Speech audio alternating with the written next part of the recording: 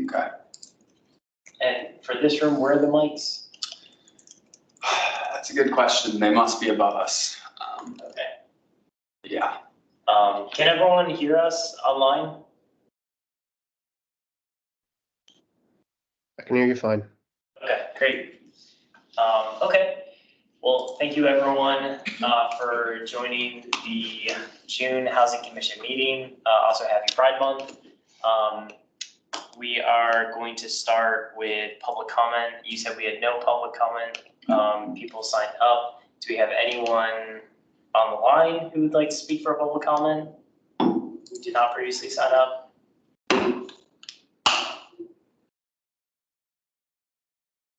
Okay, hearing none, we go ahead to approval of notes. I don't think we have a printout of We that. do not have a printout of the notes. They were very long. I read them. I make a motion to approve them. Second. Okay, any discussion or any edits or anything for the minutes before? Okay. So all those in favor say aye. Aye. All those opposed? And it passes. Thank you. So the next item on our agenda is the ARPA.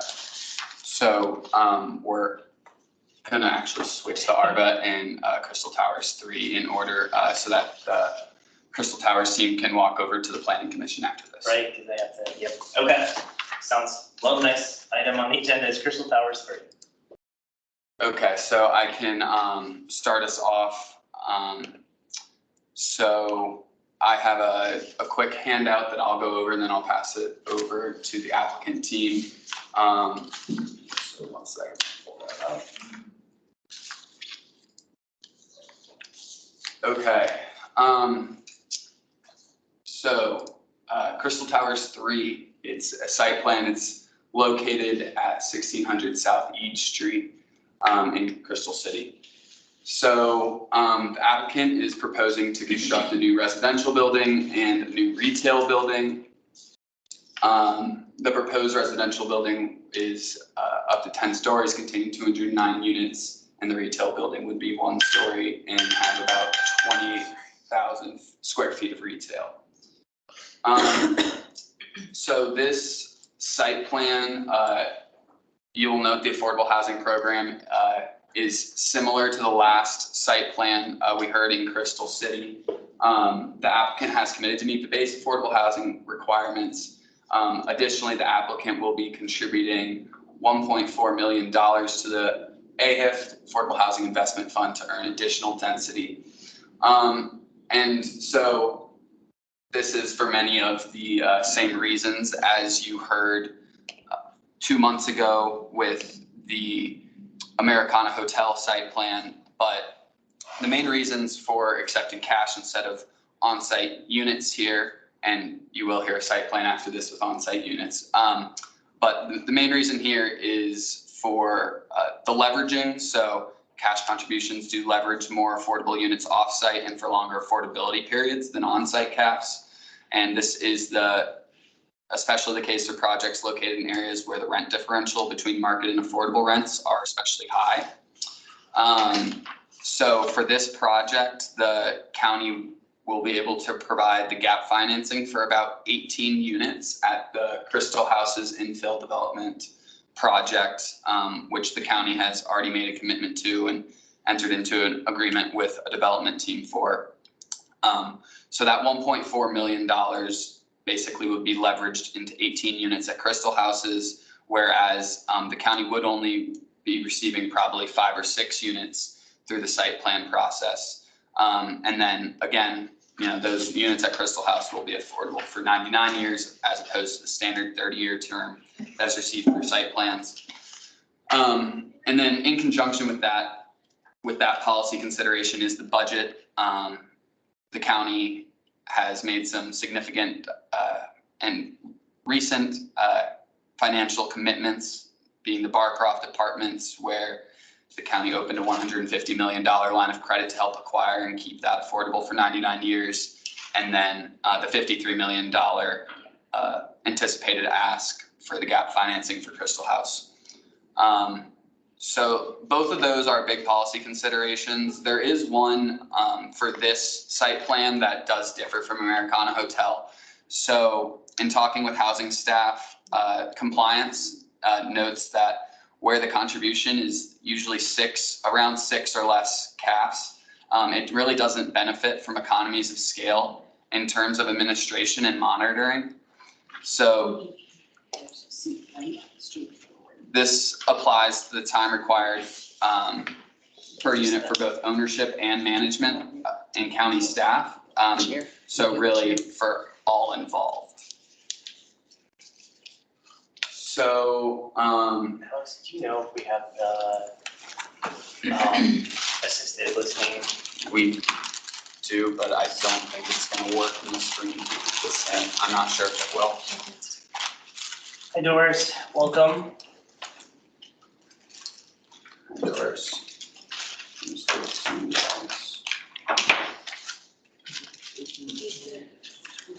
not one of the rooms. Telling me. It's not. Do you know if it has it or not?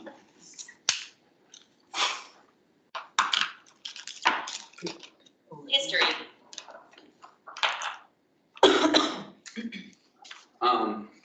But so staff recommendation is they support the base affordable housing ordinance as well as the $1.4 million cash contribution to earn additional density.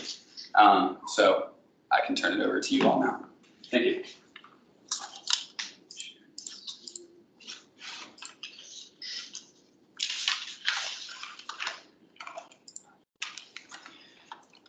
Thank you. My name is Robert Vaughn. I'm with Dweck Properties. I'm joined by Ben Yance from BKT Architects, Nick Cummings from Walsh Bellucci. We're here to talk about our application for Crystal Towers 3. The application covers the portion of the existing Crystal Towers property that runs on E Street. And this is on the block bounded by Eads, 15, South Fern, 18th Street. And just for orientation, the Crystal Houses site is located just one block to the south. The application proposes to redevelop two existing surface parking lots, one with an 11-story mixed-use building containing 209 units and 8,000 square feet ground floor retail, and a single-story retail building containing over 19,000 square feet. Here you can see the ground floor plan. The mixed-use residential building is located on an existing surface parking lot just north of Crystal Flats, with 8,000 square feet of retail fronting on each street. And then moving up to the north, closer to the intersection of 15th and Eads, is the single-story retail building that contains just over 19,000 square feet. Here you can see an existing site aerial. The locations of the two proposed buildings is generally outlined in red. And then here's the proposed aerial rendering. You can see the 11-story mixed-use multifamily building just north of Crystal Flats, the existing driveway going up to Crystal Towers. Is essentially in the same location, but is fully renovated with wider sidewalks and expanded plantings. And then the 19,000 square foot retail edging up towards 15th and Eads. One of the things that we tried to do was use extensive green roofs where we possibly could to both improve the aesthetics and also to improve the stormwater capacity of the project. And here you can see the proposed architecture. The ground floor is very transparent, trying to bring that activation out onto each street. And then the residential. So that's the extent of our application, but happy to answer any questions.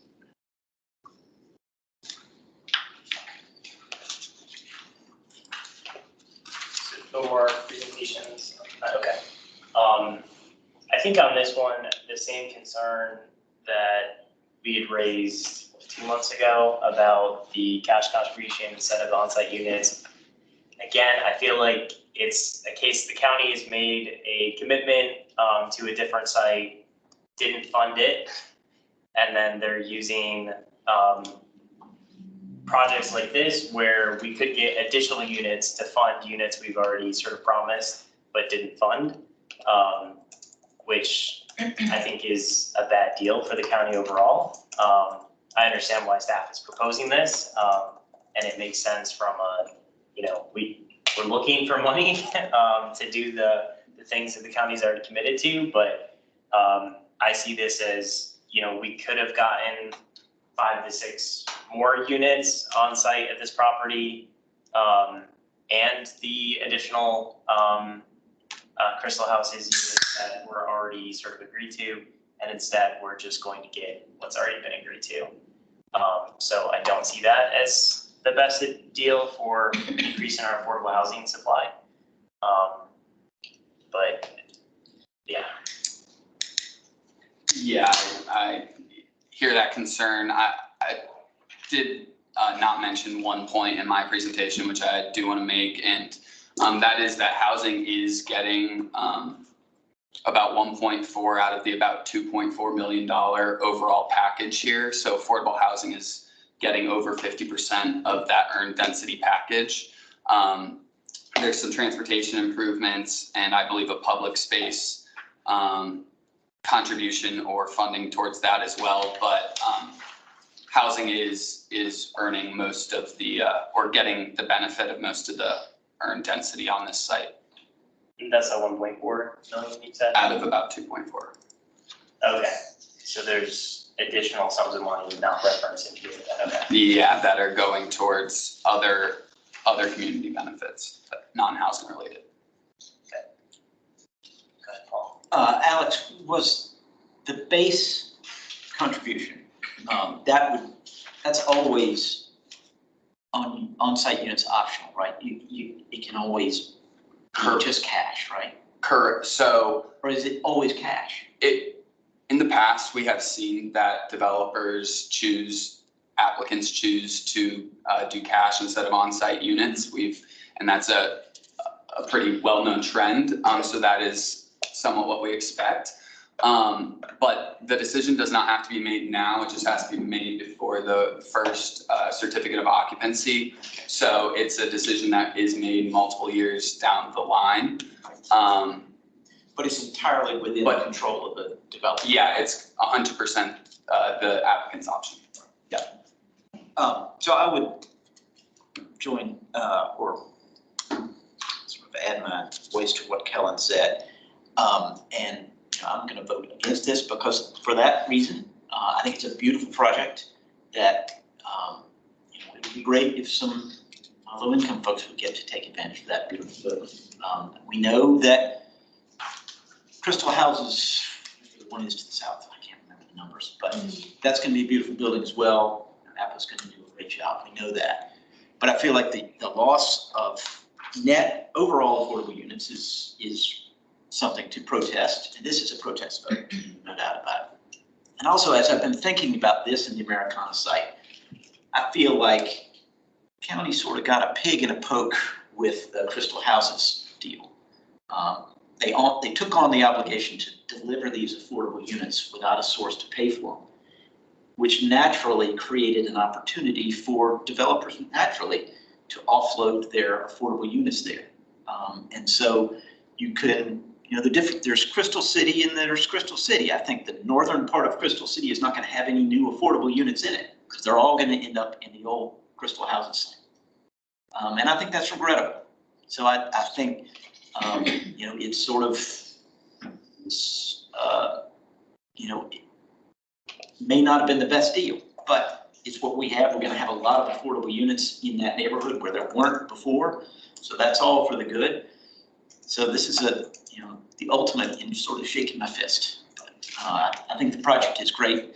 I know y'all will get approved, and I think, God bless you. I think it's going to be great.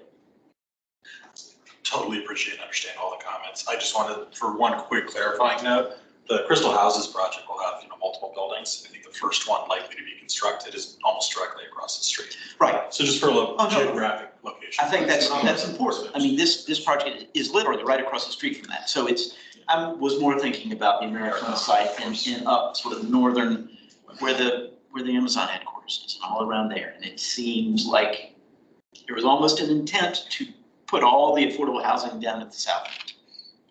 I don't know if that's the case, but a Senate could see it that way. So. Yeah, I have a question.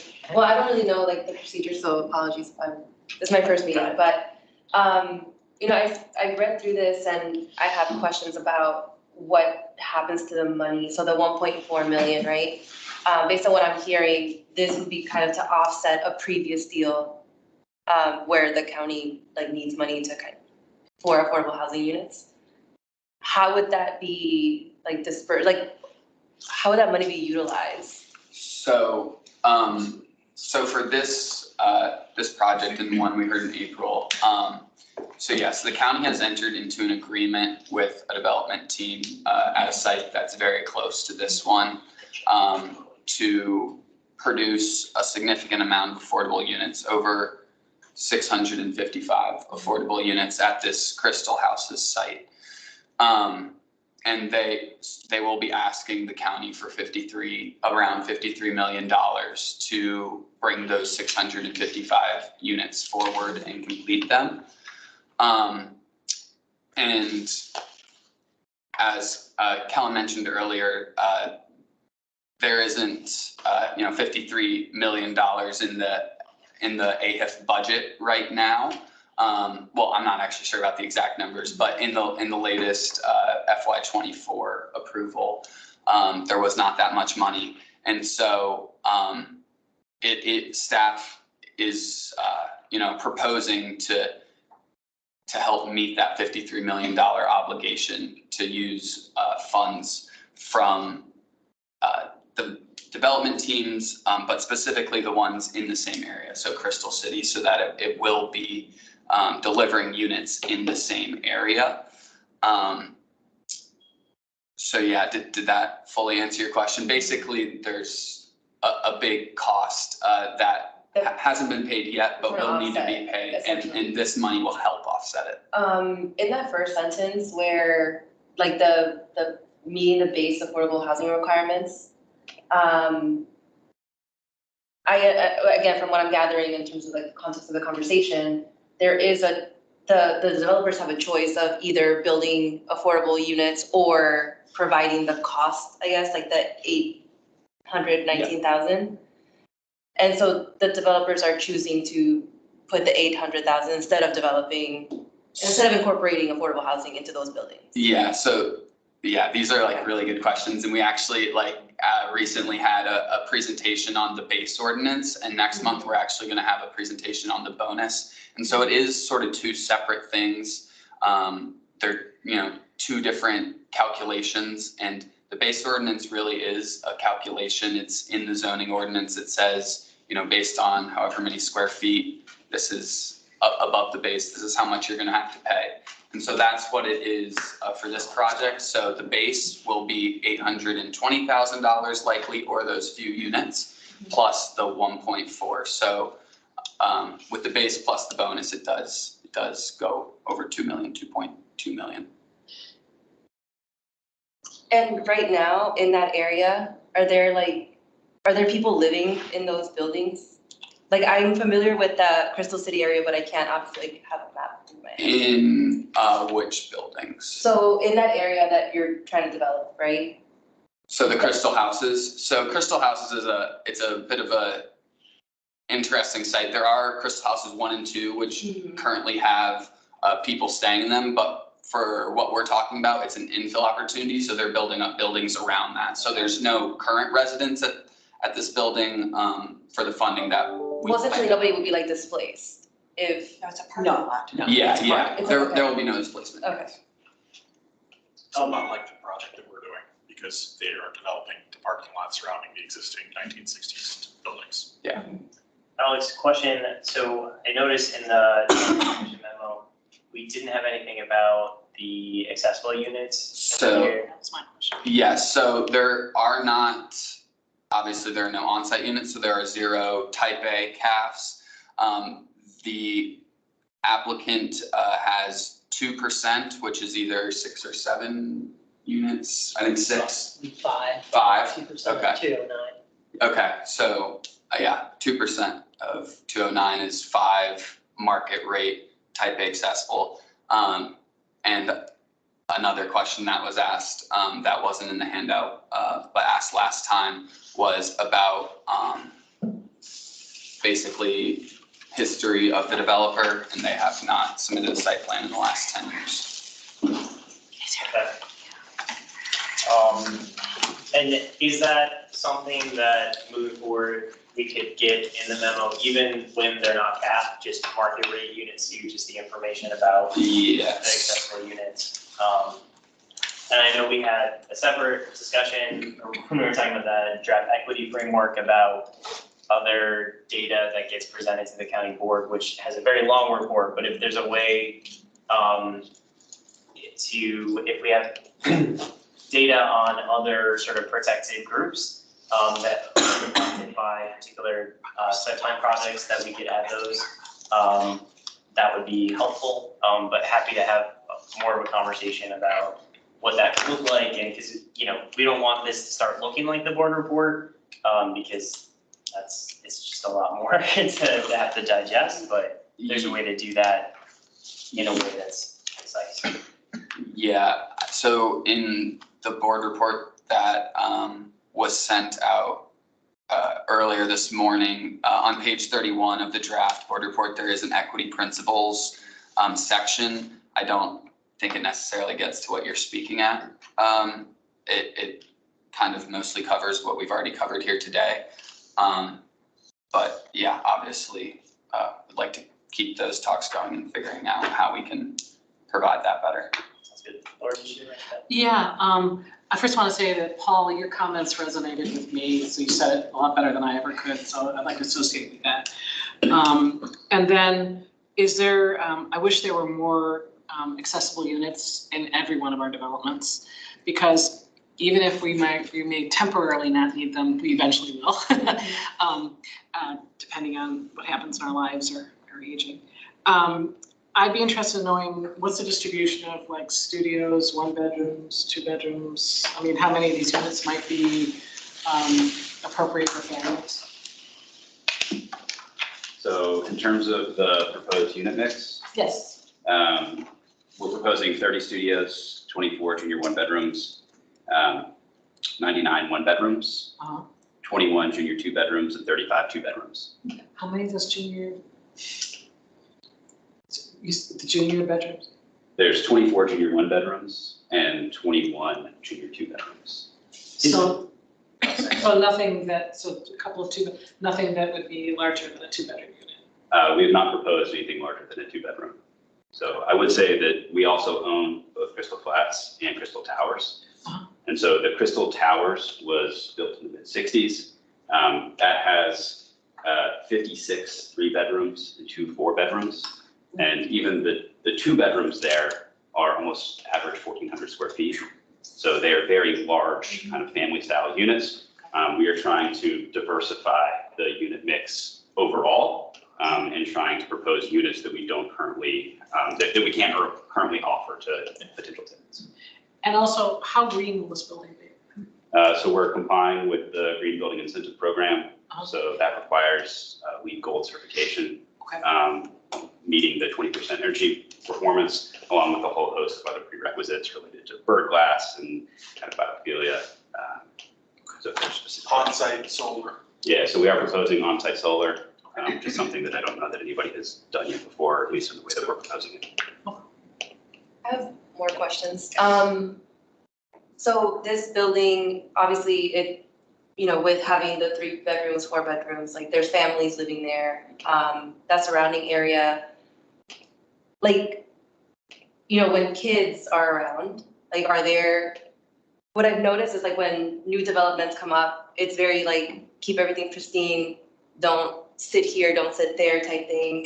And in our county, like, we want to incentivize the younger kids to be out. Like, you know, we have a really big problem with like mental health, all that stuff. We could deviate into that conversation, but we need to create spaces for people to get in groups or like play or have activities. Like if we're building this, you know, across the street from like an affordable housing complex or something along those lines, like, are there any, I don't know if this is like relevant to this specific conversation, but I would like to bring up the point that instead of taking up space, for example, this parking lot that could be used for something like that, for like kids or recreation or something like of the sort, like would this hinder that, right? Especially in that area where there are parks, there are little areas where people can like get together and sit and everything like that, but it's not very like kid friendly,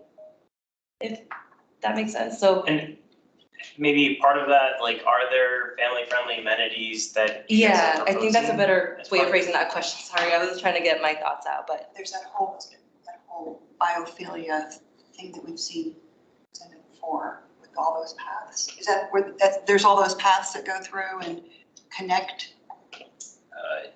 Yes, there are a number of paths. I'm looking for a separate presentation. Park is, where is that? Yeah, So- well, Robert's pulling enough from a park perspective. So- Go ahead, Robert. Yeah, from a park perspective,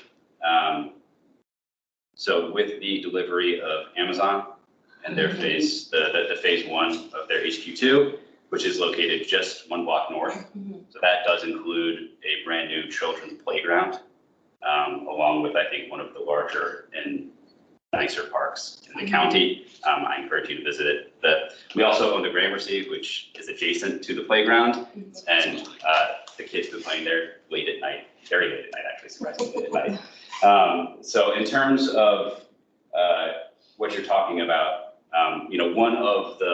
one of the benefits of the project is that we are taking what is today surface asphalt parking, and we are converting it into more usable space. So we're able to expand the plantings on the kind of interior of the site. And then this isn't, I think, exactly what you're getting to, but we do see this as additive to all 3 communities that we have. it's already there. Given that we own Crystal Flats, given that we own Crystal Towers, that we have incorporated this outdoor programmable space. So this is intended to be artificial turf, where we could run classes or run events that would bring members from all 3 of those communities, or potentially the public. There's no gates here, there's nothing stopping the public Yeah, from okay, coming and that's enjoying what this. I was getting at. Like, is there any- So there is no kind of public easement, so it still is private property. But it's not a gated off kind of community as some of the amenities for Crystal Towers, right? That there is a gate that would kind of keep it reserved for the residents. So I don't know if that was helpful in addressing. Yeah, it the was, question. thank you. Appreciate that. Is the retail being built over what's now a parking lot as well? That's correct. Yeah, the retail right here is being built over that surface parking lot. Okay. And so one of the things that we realized in looking at the historic operations of the building, going back several years, is that this was built under a different paradigm. And that we weren't using all the parking that we had. And so was there a ability to transform that kind of underutilized surface parking, surface asphalt into something that might be more productive and contributing towards the community, providing both housing and retail? And you may have already stated this, but presumably, is there going to be underground parking? So Or is this the one where we're borrowing the parking that's? that would be Americana. Okay, sorry. I just remembered that one. So we do have one level of below grade parking where we're adding 42 spaces onto the existing parking garage. Okay, So we are building what we believe is sufficient parking. to make up for That's correct. taking. Does the county have any, when they're doing the density negotiations and things, other than community benefits related to like transportation or like parks and other spaces like that, and then affordable housing, are they able to talk about like unit size and bedroom numbers? Like, does the county have any authority to be able to say, hey, as a county, we need more 3 bedrooms, so we'd like to see more of that in exchange for additional density, or? So yes, if there was on-site units as part of a density package, the county does have the ability to say, we want to prioritize family-size units or 3-bedroom units. The trade, Only for affordable units? Yeah, not that's for market affordable. rate? only for affordable, oh yes, only for affordable. Yes, so, right, yes. No, there's no control over the market rate size of it. But yes, for affordable units, they do have that ability. Obviously, family size units are valued higher, so they would take up more of the package, and it is somewhat exponential. So Thank you. 3-bedroom units are even much more expensive than 2 bedrooms. the challenges of double booking people. I told Joanne that, we can't rush you guys, and she goes, I thought you were splitting. I'm like, I think everybody gets the benefit of our team being here to discuss everything with them, like, Yeah. you matter too.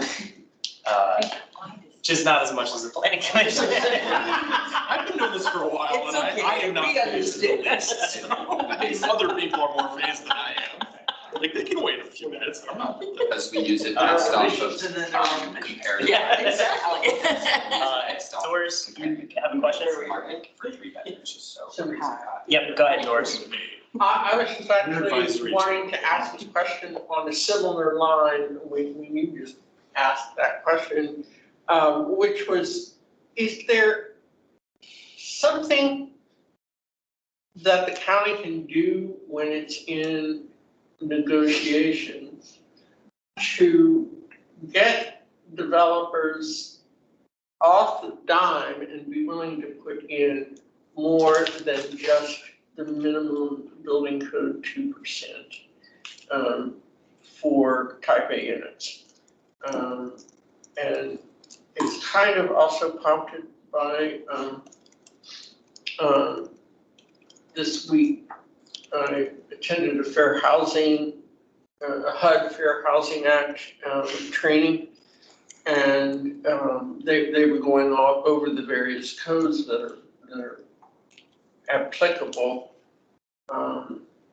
to, construction of accessible units. And then the second thing is how stringent is the inspection by code enforcement to ensure the fair housing safe harbors are enforced at the local level when new projects are built. The last part of that, which is kind of off the topic of the number of units, is whether the county can do something to ensure that developers are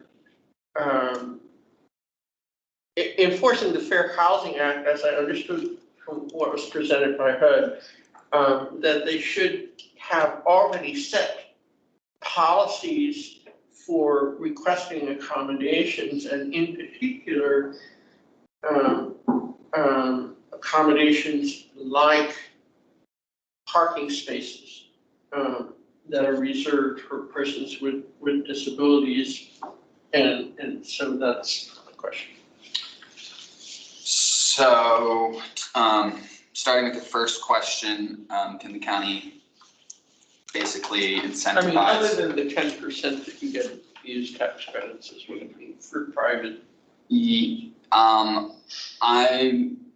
I don't want to say too much on that. I'm not aware of how the type A negotiation happens. I mean, obviously there is the 2% baseline that they have to meet.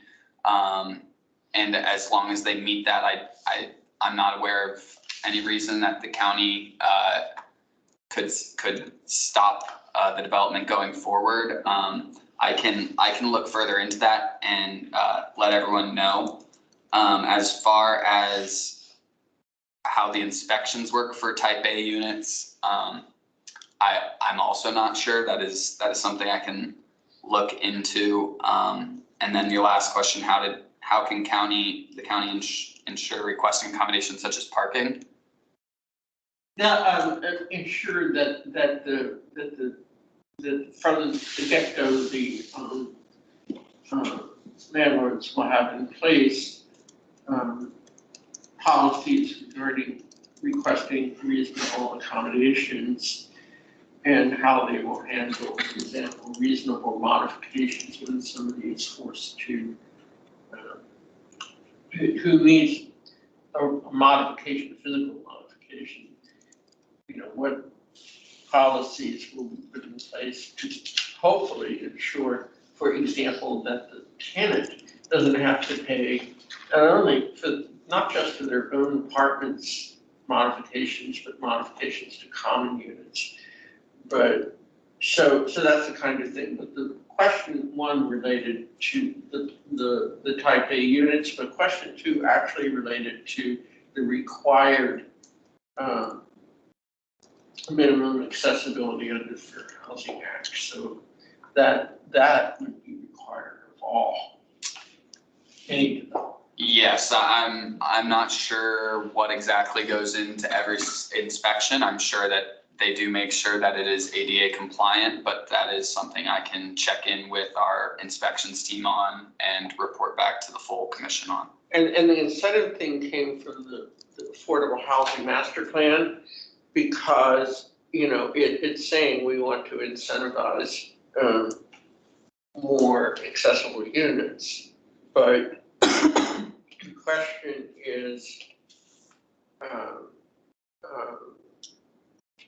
like what I'm trying to get to is the NOFA for the NOFA process for the Affordable Housing Investment Fund does have a bonus small score for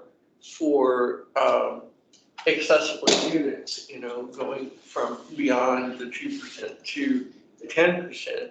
But I'm not sure how it's, because there's so many projects that are going through without, you know, the landlords or the developers will say, well, we've got our minimum in there, and that's all. And then, you know, we kind of acquiesce at that, and but it's not fine because it's really a crisis between people with disabilities who want to live in the community and independently, but they need accessible places to live, and aging members of the community who a large percentage will develop some kind of physical limitation or disability and could stay where they are if we have more, at least units with basic accessibility. Thank you for knowing me, Sarah. Alex, does the county have any authority? My guess is the answer is no. In a site plan negotiation to negotiate, like having the applicant set aside a fund for reasonable modifications for disabled residents, which is another way, like if they're not gonna build them up front, you would think you could sort of negotiate, hey, set aside 20 grand a year so that if you have residents who need reasonable modifications, instead of having them pay out of pocket, they can dip into this fund. And it's okay if you don't know the answer to that question, but. Yeah, I do not have an answer to that question right now, but I can talk with the site plan negotiation team and get back to you all. My assumption is no, because it seems to be no on everything that we ask about site plan negotiation authority. It also makes me think, next month, we're gonna talk about legislative priorities at the state level, that talking about having the county endorse broader site plan negotiating authority is important because it keeps coming up. We heard last month about they couldn't do anything around habitability for the units because they don't consider the habitability to be something inherent to the like residential building or something. It's a ridiculous thing, but yeah, I think, you know, same thing with bedroom size and other factors that we talk about, that it'd be nice to have the county have some negotiating, at least the authority to request it.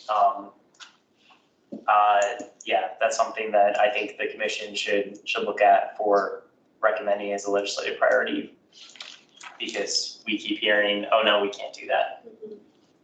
Yes, Elizabeth. Do we have an idea as to the price range of these units?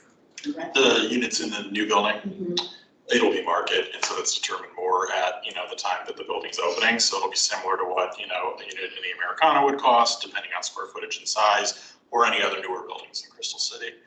Really probably comparable even to the buildings built in the last 5 years or so, what rents are right now and what they would be in a few years. So that's gonna be 2,000, we've heard this before, like 2,000, 2,300 400, 500 square foot, something like that. Yeah, I'm more closer to 3. Yeah. As I would just encourage, maybe we could vote. Yes. Just looking at the time and how much is on our agenda. Sorry. The team probably I'm gonna needs take to be on in the planning Eric's. Commission, but I think they'll survive without their lawyer. I'm gonna take on Eric's role from the past. I'd like to move that we approve the Crystal Towers 3 site plan this before us. But I'd like the communication accompanying this to reflect some of the issues that we continue to raise about including more accessible units in the buildings, the continuing concern about that Paul raised, that it seems, I'm not trying to offend anybody here. It seems too easy for the developers to take the option of spending money someplace else instead of having some affordable units so that we have some diversity of the types of people living in these buildings, which I think is a desirable goal. We're better when we have a mix of people in these buildings. I think that's a goal that we all share, whether they're elderly, disabled, different economic backgrounds, whatever. So, I think it's going to be a lovely project. It's well thought of. It's across the street from some affordable units, and it's a great location, all that.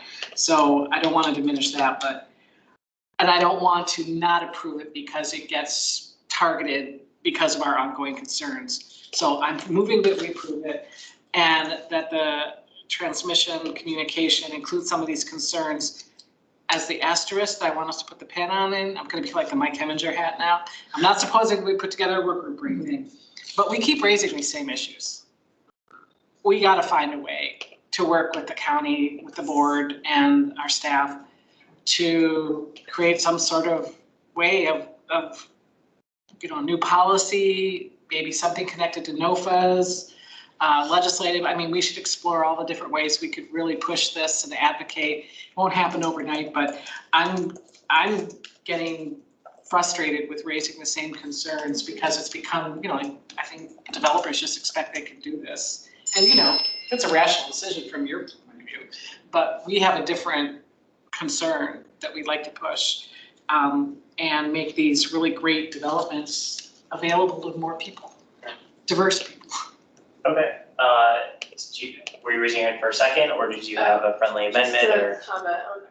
Yeah, I don't know, maybe a work group is the answer, almost just like I don't know, I've only been on this commission for a few months, but it just feels like formality at this point, our voting. Yeah.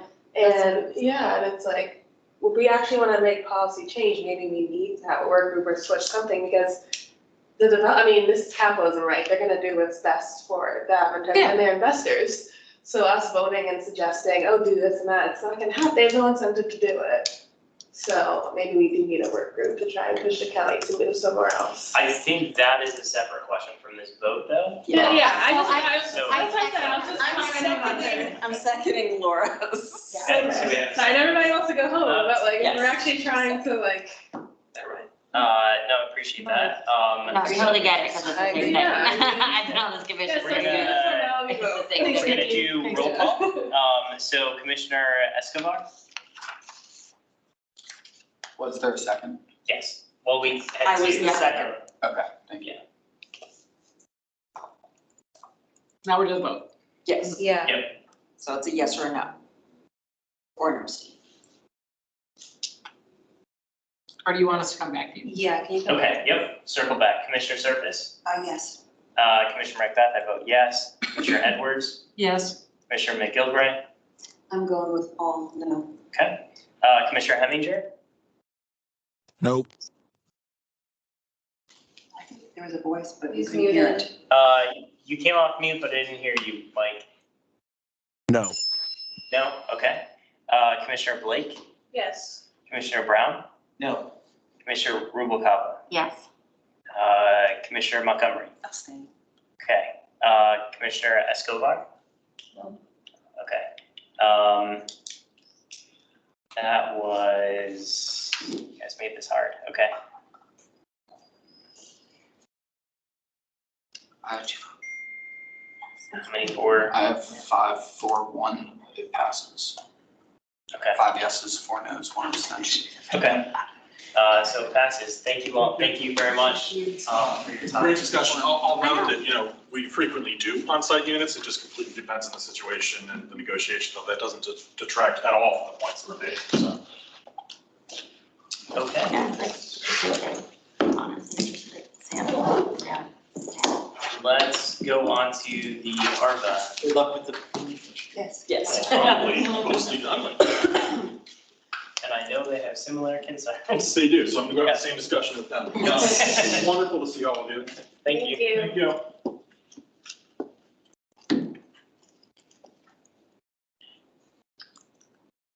Okay, so Are they going before the planning commission too tonight? they are not. The ARVA is not. So, and that is because, they are not going to the county board until July.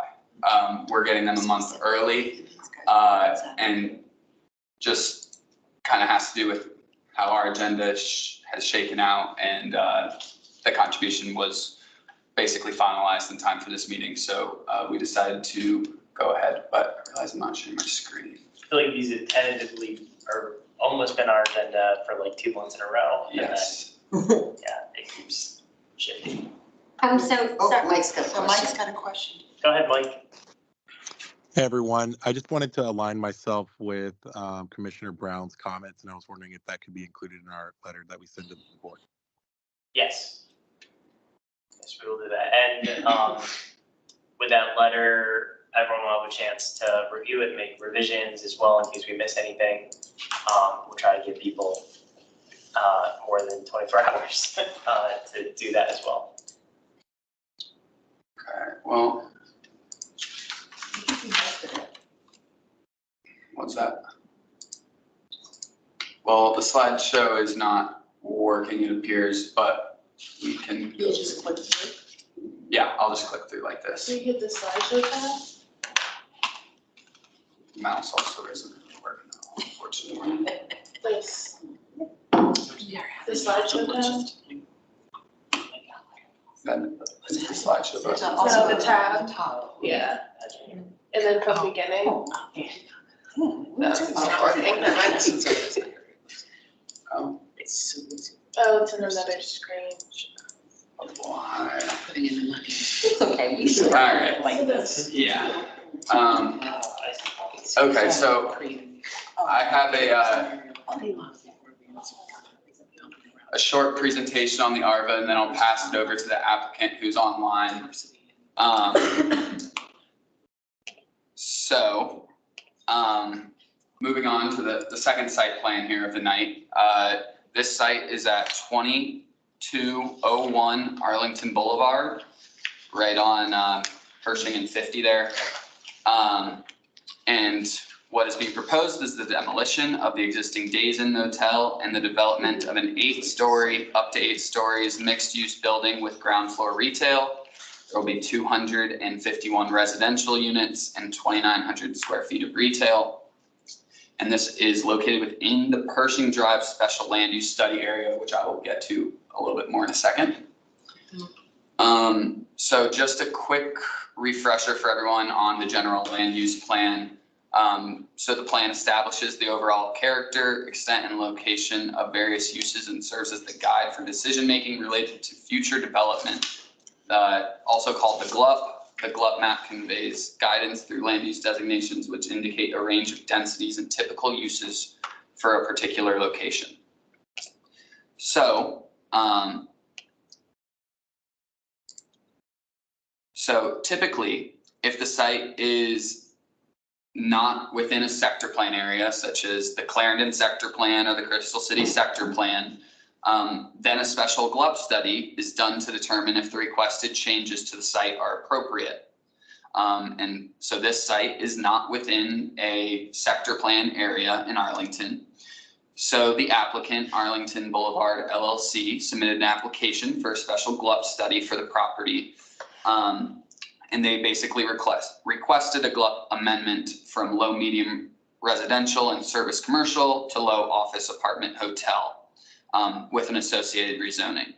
So that process began in October 2020, and the study was adopted by the county board in July 2021. So the main takeaway from an affordable housing standpoint of the study was that any GLUP amendment enacted to achieve the recommendations of the study will be subject to an affordable housing requirement in addition to the base site plan affordability requirement. This additional affordability would be achieved through on-site affordable units equivalent to 20% of the difference in floor area between the maximum density under the existing GLUP designation and the project's proposed density under the new GLUP designation. So this GLUP amendment, it's also referred to as an up-GLUP, if you see that on the screen. So the affordable housing program is, they'll be meeting the base of with $520,000 contribution, or the 3 on-site units, the 4 off-site units, or the 5 off-site just off-site units somewhere in the county. In addition to that base contribution, they'll be providing 7 total on-site caps. So a few notes here. That 20% number, which was to be achieved, was 8,200 square feet. So we are getting a little bit more than that, closer to 8,500 square feet. And then another big point is obviously the emphasis on large unit size. That's something that not just this commission, but others have been bringing up. And so not only will there be some 2-bedroom loft units, which are actually bigger than regular 2-bedroom units, but there will be 2 3-bedroom units as part of the package. So these will be affordable for the standard up to 60% AMI for 30-year term. But it does add 7 CAFs to an area where there aren't currently a lot of CAFs. There's some in the building that's right across the street, but it doesn't have a lot of other CAFs in that direct area. And then it also is delivering those larger units.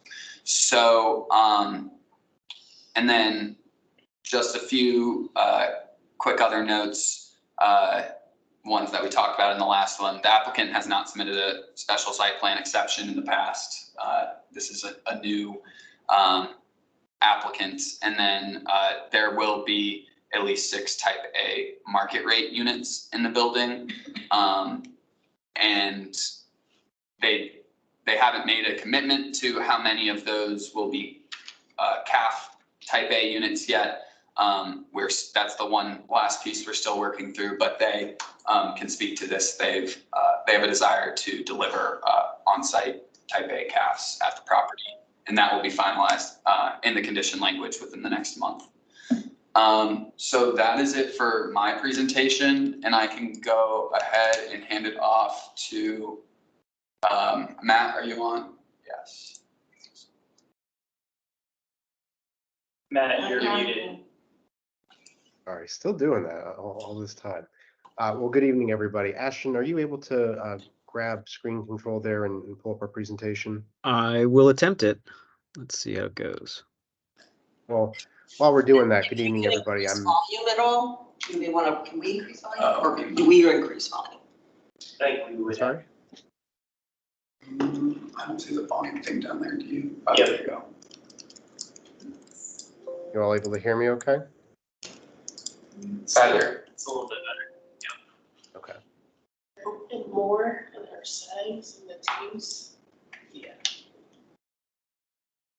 All right, well, good evening, everybody. I'm Matt Roberts with Hirschler. I'm the land use and zoning attorney on the project. I'm here tonight with Ashton Allen and Brian Arias from Studios Architecture.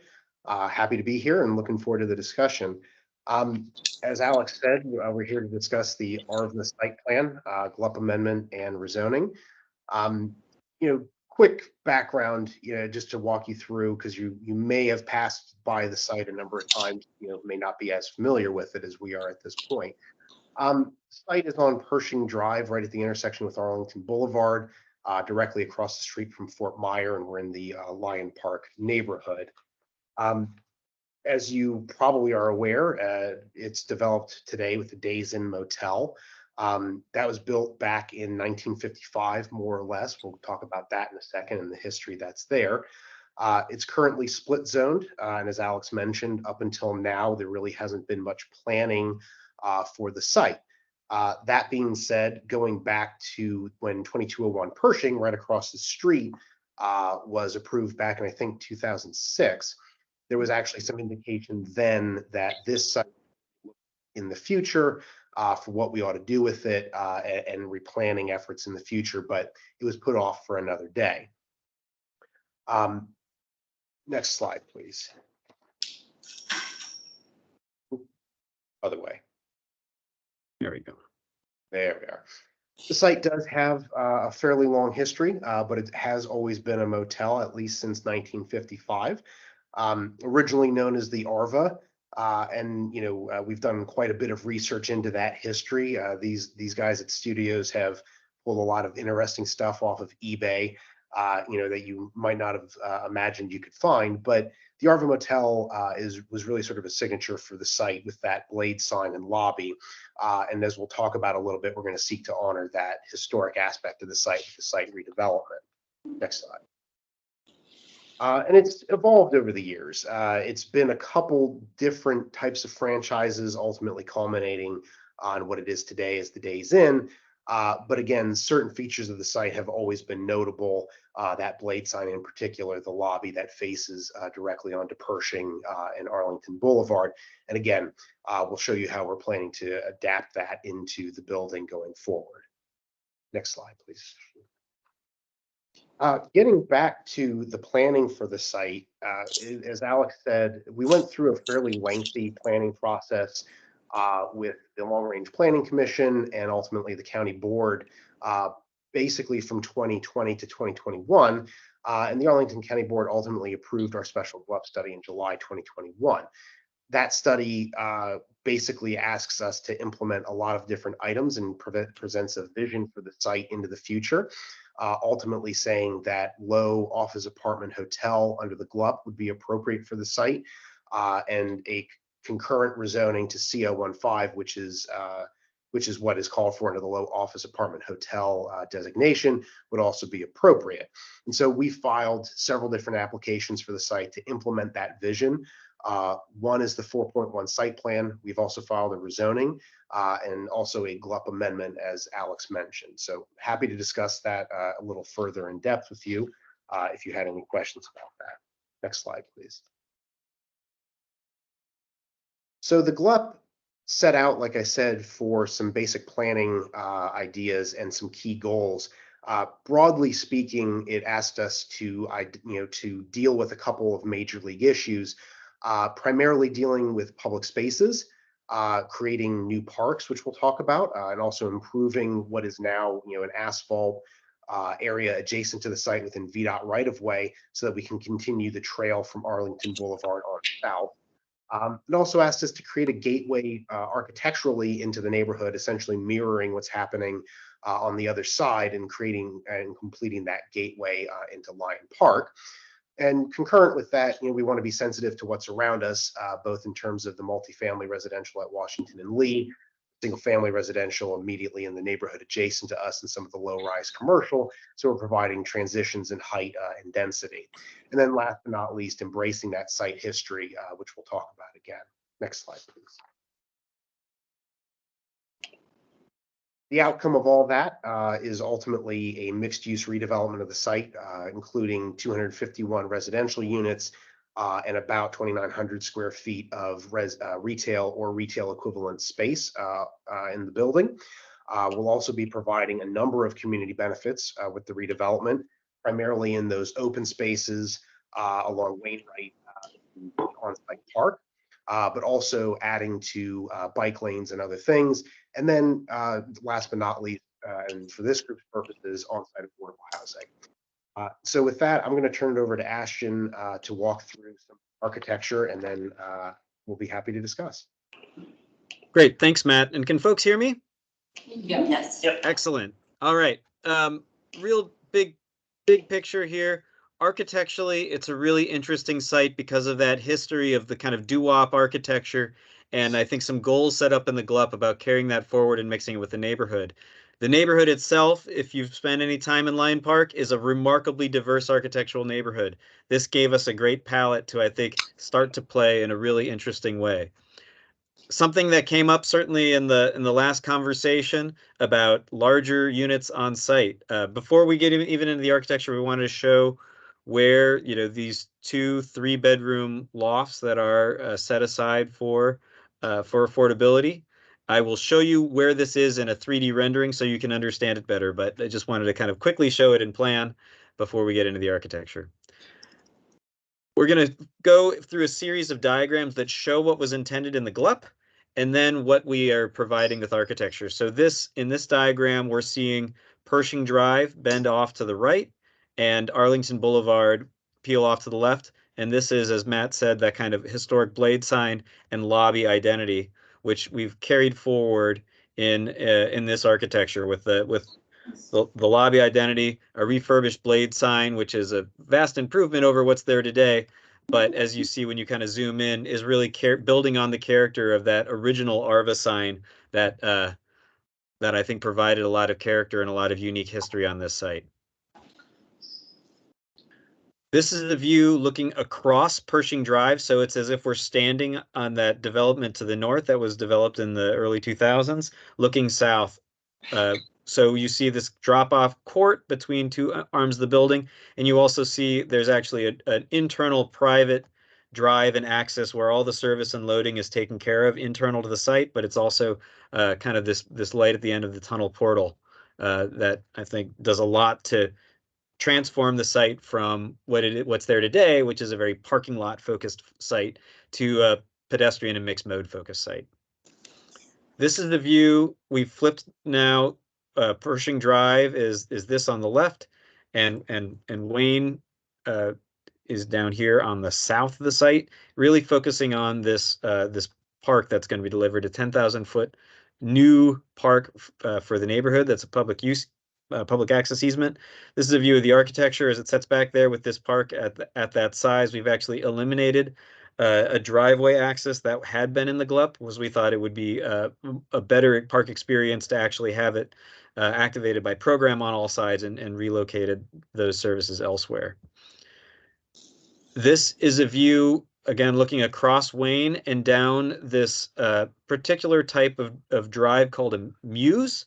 The intent here in the GLUP was a mixed mode transit that was for cars, pedestrians, and bicycles that connected through underneath the building to the improved trail that is going to run along Arlington Boulevard in the Virginia Department of Transportation space. But this is kind of it in plan from the GLUP. And then in the actual design, that's basically taken verbatim with this multimodal drive sidewalk trail that transitions into a pedestrian only zone as it passes under the building. The 3-bedroom units that we talked about are actually these right here. So they essentially are kind of acting like townhomes with ground floor access, and they're in line with other market rate units. We think it's a great community building piece of this project, and you know, across from Washington Lee and with immediate access to this portal down through the trail. And you also see the kind of park here to the right. Obviously, the design of that is going to be taken care of through the Parks Commission as part of that public access easement as a proffer. Finally, views kind of looking along. This is Arlington Boulevard. Fort Myers on the right, the proposed development in the GLUP. And then this is a kind of along Arlington Boulevard, but zoomed into this new multi-use trail, which is extending the bike path and improving it. And then pulling back across Arlington Boulevard, here you see the median, that ARVA sign, and the architecture itself, which is that blend of kind of doo-wop with the kind of the architecture angle of this sign kind of flipped on and planned into the balconies and expression as it goes around the building. With that, I'm going to turn it back to Matt. Just really quickly. So the question becomes, how are we going to accomplish all of this?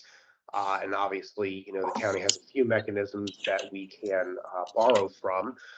So we're doing a couple different things in terms of community benefits to ultimately earn the density above what we could earn in the base with the CO15 district.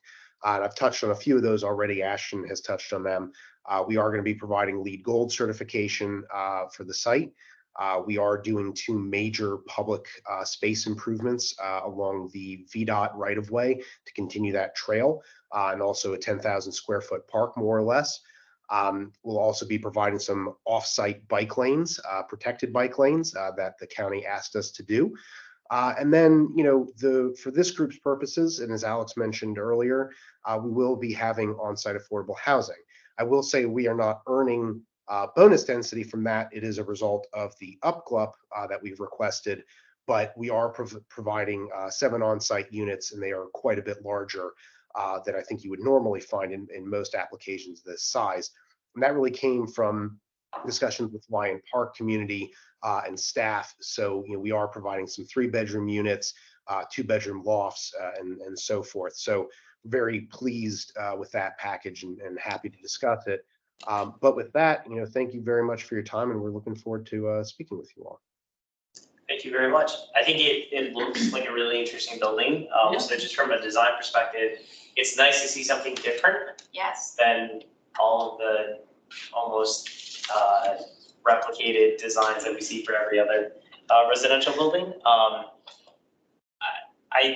You probably saw this question coming, but again, if there's already going to be 7 on-site units, having 3 additional on-site units as part of the base ordinance, it would be preferable from a affordable housing standpoint, as opposed to the $520,000 contribution to AHIP. And again, I can understand hesitation if there weren't going to be any on-site affordable housing units, but since there's already 7, it seems like adding 3 more is probably less of a lift from a management and planning perspective than if there were none to begin with. Was that discussed, doing that? And I know probably with all the other projects too, that's not a decision that has to be made until later in the process, right? But I would like to at least strongly urge, if that is still something that you all can consider doing, to have those additional 3 units be on site to make it an even 10. Sure. So, as you've noted, it's not a decision that we make at this stage. We haven't come to a final conclusion on it. We're certainly, keeping options open. I will say that, candidly, we very likely will end up making the contribution. For a project of this size, in this location, adding additional affordable housing above, what we're already doing with the larger units is impactful. And frankly, doing the larger units, we think is a fairly big contribution for a project of this size relative to what else we might see similar in the neighborhood. But certainly appreciate the comment. We'll keep all options open until we have to make our decision. Other questions, comments? Can I just ask, in terms of the 2,900 commercial space, given that there is a fair amount of commercial space that was built into the building across the way and the building down, and it has appeared to be commercial space that, wasn't always filled. Are you completely wedded to that? Is there enough market study behind that to back it up? I'm just a little concerned about that 2,900, given the other commercial space that's there in the neighborhood. Sure. Yeah, it's certainly, something we think about pretty often. The Gluff study had some suggestions about where that might have gone, even suggesting that we should put it at the corner of Pershing and Arlington Boulevard.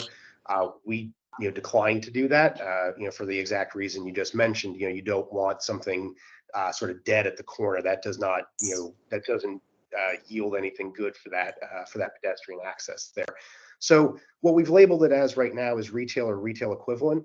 The GLUP study does ask us to look for retail uses in the short term. So it could be something like a coffee shop or something complementary to what else we're seeing in the neighborhood. We do see it as neighborhood serving. One difference and maybe one thing that really kind of pulls retail to this site is that park. So putting the retail next to the park, we think is actually a benefit long term. So if we can find a user, that's perfect, and we'll certainly be aiming for that. We are keeping the flexibility though to provide some retail equivalent space, something that's activating but ultimately service to the building. Again, no perfect final discussions on that just yet, but we would, if Nan was here, and unfortunately he's not this evening. I think he's dealing with his daughter in college visits. Nan would tell you if he had his druthers, he would have a golf simulator at this site. He would love to find something retail wise to do here. So it's top of mind for him. Thank you. So just to follow up on that, so retail equivalent might mean a gym for something for the residents or something. It's not necessarily, I mean, I think you said it doesn't have to be leased out to a third party. It could be internal, is that right? Correct. Yeah. So that's certainly one option. I wouldn't say that it's going to be the gym. Ashton could speak to that more directly. But retail equivalence in the county's parlance is even a little bit broader than just building service or something serving the building. We have certain categories of like medical office use, as a for instance, that are not categorized as retail. They are categorized as retail equivalent. And so the county over the last couple of years has allowed us to put retail equivalency into the plans now, so we don't have to come back later if we got like a dentist or doctor's office or something. Not saying that's what it is, but it does provide us the flexibility to do something activating like that. Thank you. A couple of questions. So the Muse extension through to Arlington Boulevard, will that be publicly accessible? Yes. Excellent. The units, in addition to being large in bedroom count, also seem to be large in square footage. Was that, for instance, the 805 square foot one bedroom, is that a net rentable square footage, or is that sort of gross, including common area? I can jump in on this a little bit, Matt. So those one bedroom units are in fact one bedroom plus den units. So again, speaking to Matt's point, all of the units that we've looked to dedicate are oversized. So that one bedroom unit really is a family focused one bedroom that can be, parent's bedroom and a child without a window. And that kind of carries through the two bedroom units are also 2 bedrooms plus den. So I think getting back to Matt's earlier point about a focus that's really aiming to what the community was looking for at Lion Park, which was a family size unit focus, that's how that entire programming is set out. And we're frankly pretty proud of it. Like Matt said, for a project this size, it's pretty bold across what we've seen. So those are net rentable then? Those are net rentable. Those are net areas in there. We have gross area calculations in other places, but those are large one bedrooms, yes. Well, all the units are large. I mean, that's fantastic. How does the proportion of, or what proportion of those, say, family size units in terms of bedrooms do these affordable units represent? Like, do you have other 3 bedroom units? If so, really the only ones are the affordable ones? Correct. Yeah, so we made a choice with this project, again, after having a lot of discussions with the community, and we've met with Lion Park. I don't even know how many times at this point. I have to go back and count them all up. But we've tried to do a lot of outreach and make sure that we're capturing community comments. And so that was one we heard repeatedly. We actually had a pretty good discussion with them at our last meeting in April on, how you sort of calculate these things. And Ashton gave a great explanation. In a lot of ways, those 2 bedroom lofts really do act as a family unit. But we also made the decision to convert some of those to create, true 3 bedroom units along that Muse. So, we've taken a lot of time and a lot of energy in the housing part of this discussion. Could I just ask one more question? So who is the developer? Sure. So the family that owns it, Nan Patel and his family, they are generally hotel operators in and around the DC area.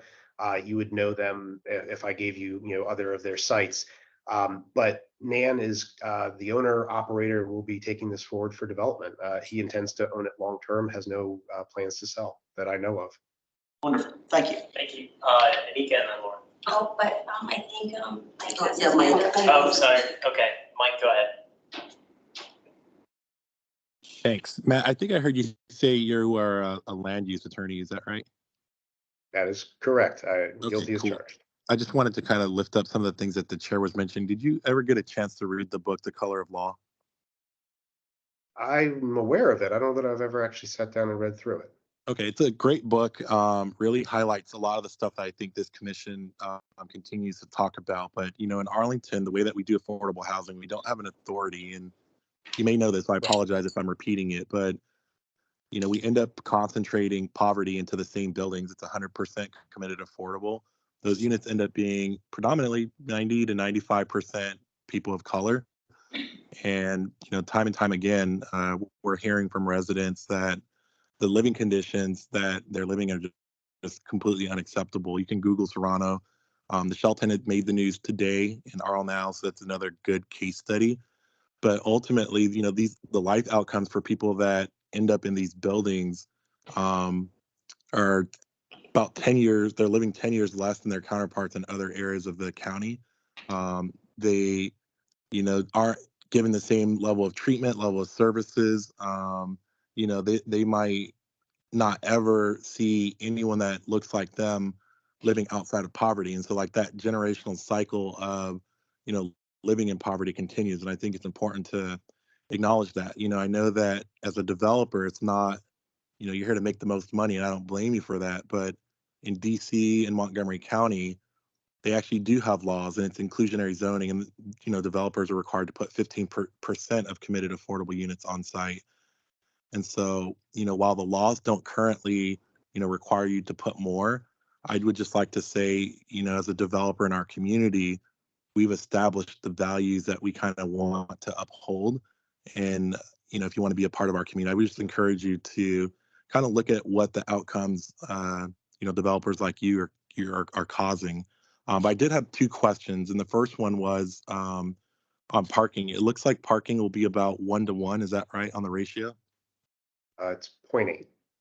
0.8. Okay, great. And then the last thing was, I was wondering if you could pull up the last slide of the presentation that you had. And this might be more of a Transportation Commission question, but I do just want to make sure that it's highlighted or flagged somewhere.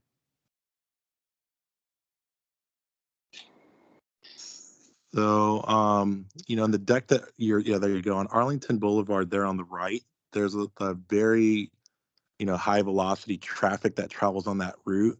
And I appreciate that we're putting, I think, a bike path or a trail there.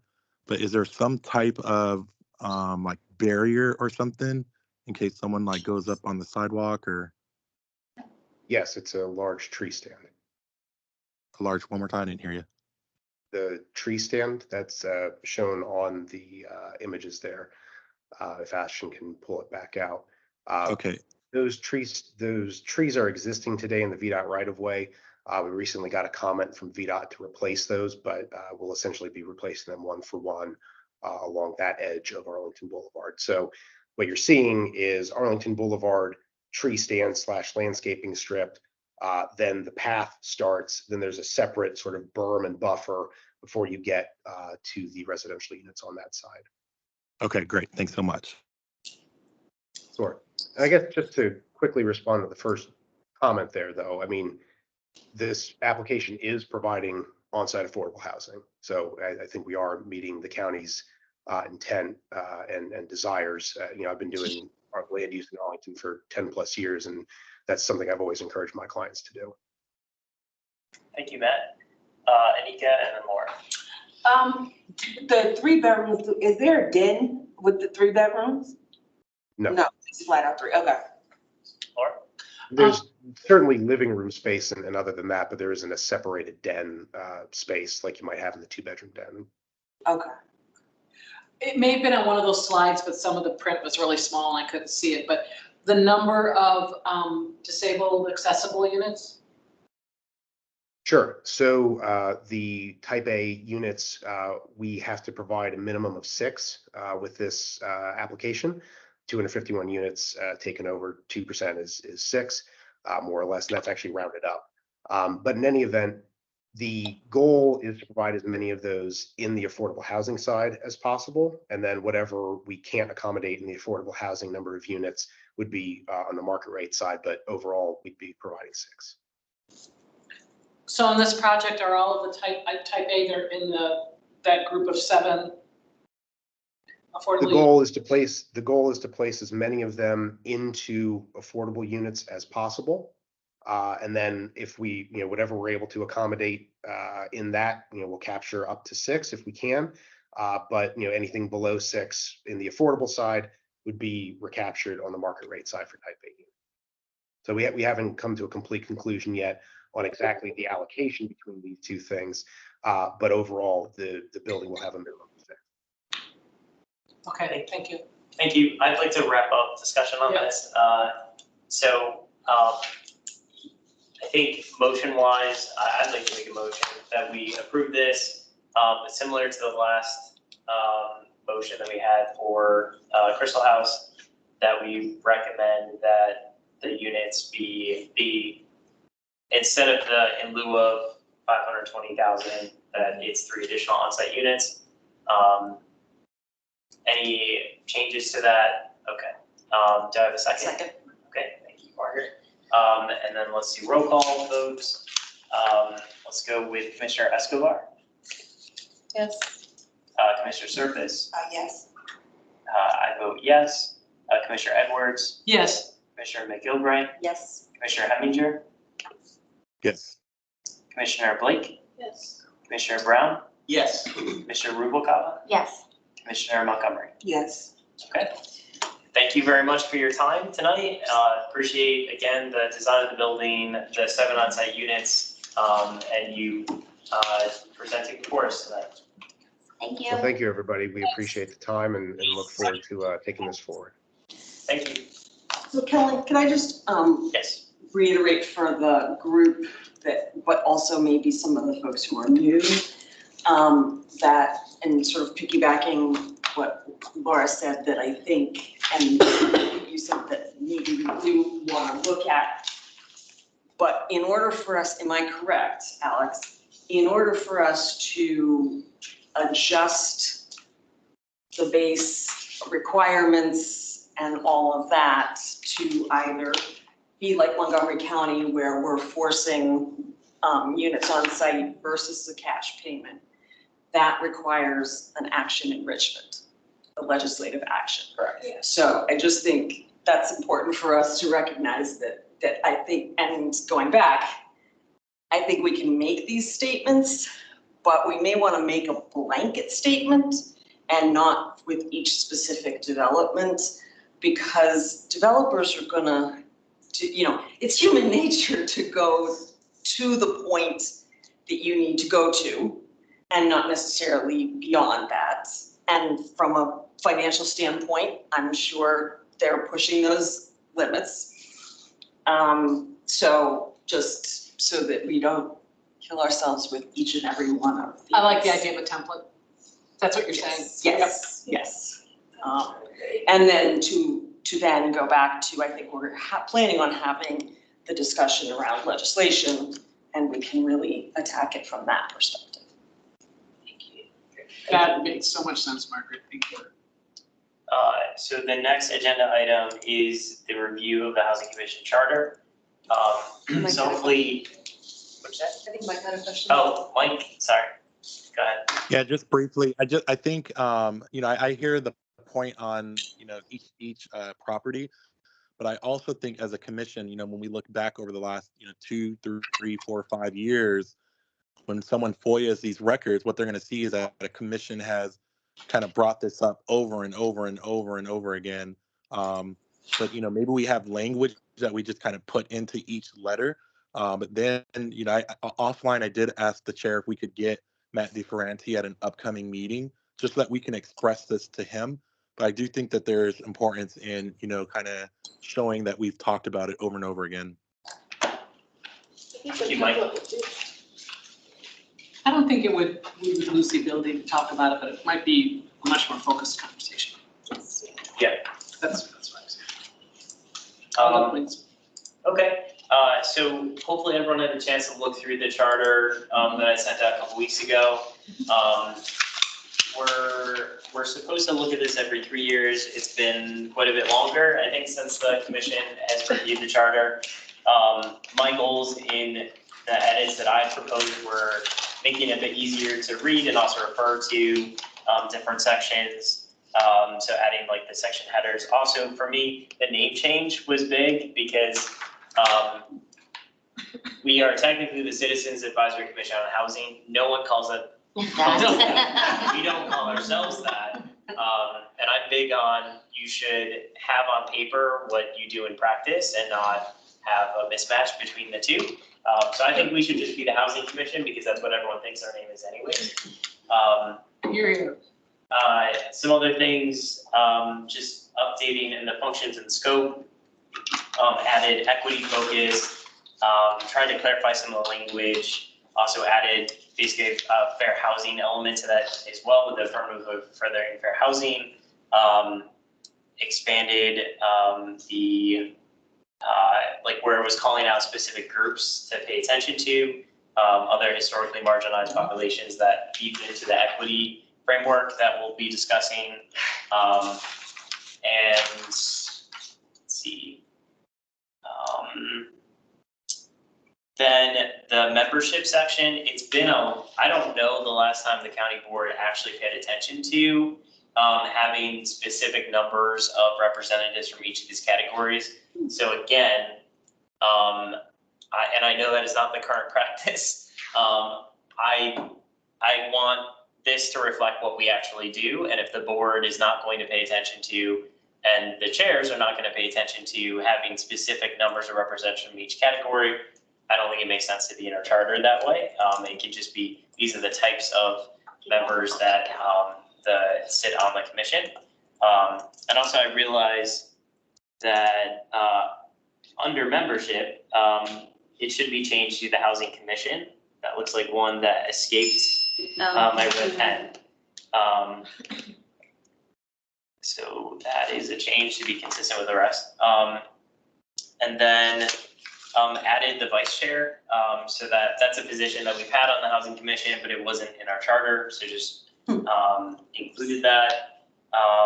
Subcommittee membership, I don't remember if it was board staff or county staff that took out the specific names of the subcommittees.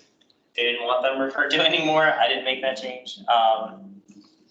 So this has been reviewed by Matt DiFronti, his staff, as well as many county staffers in the county attorney's office. I took several months to go through this. And then, let's see, other significant changes. So I added the quorum of voting section because we've had questions and some confusion about that. So I wanted to hopefully make it a bit more clear by writing down what our actual, practice is for quorum and voting. But one question here Yes. is do we need to make any reference to the whole? Because my understanding is that it has to be quorum in the room. And so I wondered whether we hope, well, no, because we don't hope that the hybrid goes away, because we like at least the hybrid, because that gives us a little bit of virtual, so. Well, and we do But I have- just wondered whether we wanted to, because that's been a little bit of a sticking point for us. Yeah, I mean, we do have 2 virtual meetings, fully virtual a year as well. I mean, I think, because we already refer to up above that we'll follow the electronic meeting policy. Okay. I think that covers it. Okay. But that's something that I think in general the commission just needs to be better at. Like, we need people in person to have quorum, and every meeting this year, we've been a little bit like unsure, are we gonna actually be able to take any action, because are we gonna have enough people in person? So that is really important. Outside of the charter, it's just important that people are here. And if they're not going to be here, that they let us know in advance. I added the sentence about how abstentions work, because for those who were here last year, we had that concern. I think, was it with the Amazon vote, where we had like an equal number of extensions, I think, as we had people voting for it. And originally we thought it failed, and then the county attorney's office said, no, it actually passed. I tried to clarify that by writing that in here. The county attorney's office removed it and said, no, don't put it in there. I'm not sure why, but they were adamant about that. So I guess they want to be the only ones who know how it's supposed to work, but yeah, so those are some of the major changes that that we made to it. Yes. Sorry, Kelly, is it 4 years or was it 3 years? It's 4, that has not changed. Okay. One question for, perhaps more for Alex, is that just because I sit on CITSAC, so do we actually oversee home funds, or is that under CITSAC's jurisdiction? So that's in number 2 on here. So I was just surprised to see that. So that, I would say generally it falls more under CIDSAC. There have been projects in the past, not in the last few years, but projects in the past that come forward and they do utilize both AHIF and home funding. So I think that's why it's mentioned here, but I just was like, oh, wait a minute, I thought that was somebody else's jurisdiction. Yeah, and I didn't add that in, I just No, spelled you out just the acronym. spelled it out. But yeah, that's a good point. I mean, I think one of the things about the Housing Commission, we have overlapping authority with many other commissions. It's at the Landlord Commission, CITSAC to some extent, even the Planning Commission to some extent. Although, as we all know, they're much more powerful than we are.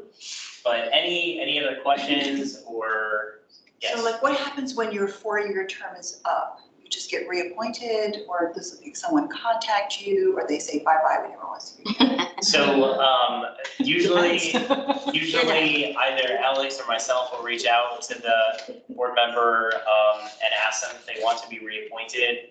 And so I'm having conversations with the board liaison, so in this case, Matt DiFrenti, like pretty continually about membership and whose terms are expiring, and so it's kind of an informal process, but it's either I will be alerted to it or Alex will say, hey, so-and-so's term is expiring, and then it's usually reach out, assuming that they're a member of good standing and they, no one wants to replace them. We just ask if they want to serve again, and then let Matt know, and he circulates it to the rest of the board. The county board has to reappoint us. Yes. Yep. Did you want that more specific in here, As or? long as somebody understands. Yeah. Yep, so after a person's term expires without reappointment by the board, they just automatically roll off the commission. Maybe that should be in the charter. Cause that kind of would.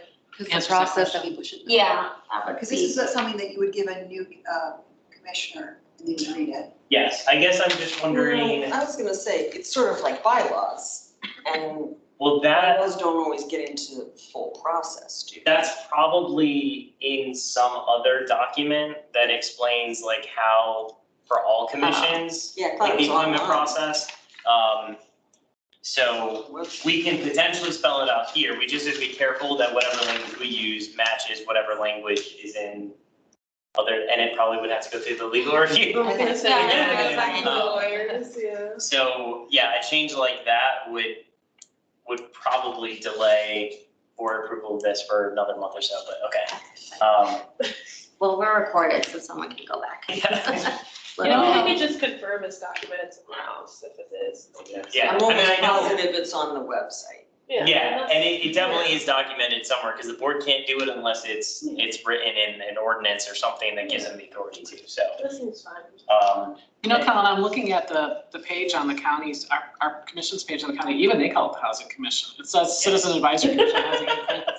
I was looking there to try to see when my term's up, because I think I'm coming up on my 4th. Yeah, I was gonna ask you, do you? We can tell that out, so Alex has a roster. No. Well, the roster, You're Bailey. it doesn't list like the terms. Your when November. of this year. Yeah. This year, I okay. mean, I'm up, it's about. We can send that out after the meeting. That would be great. But yeah, Alex has one that he and I refer to, and we'll share with the whole commission. Got it, that'd be so people are aware, and also updating it with new members who have joined, and also other members who've rolled up. We lost both of our Erics in the last few months. We currently don't have a vice chair, so that is one of my priorities this year. Should our term ending date be online? None of the other 'Cause I commissioners feel- list that. I feel like the planning commission does. Okay. That is possible because Okay. they're like statutory in nature. Gotcha. Okay. But The Uber commission gets listed. I know like kind of landlord commission and the other commission websites that I've looked at, they don't list like when people's terms end. But that's also, we can have a separate conversation with staff if we want to make changes to the website. But yeah, anything else on the charter? No, Good. it was Do you good. need a motion to approve it? Or- Yes. So moved. Second. Awesome. All those in favor say aye. Aye. All those opposed? Great, okay. So this will go to the county board and they will officially vote to adopt it, hopefully through June. Next item on the agenda, the Housing Commission Equity Framework, which is probably one of the more exciting things for me.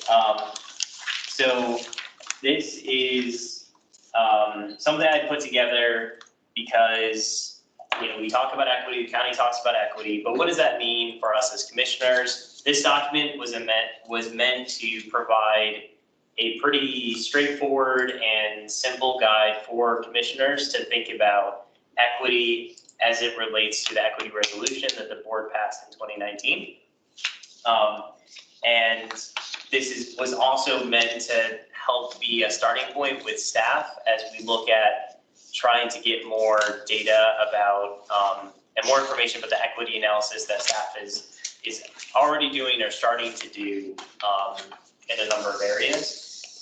And this also feeds into affirmatively further for housing and looking at protected classes and how they're affected by different decisions that the government makes when it comes to housing. And technically, we fall under that because the county receives money.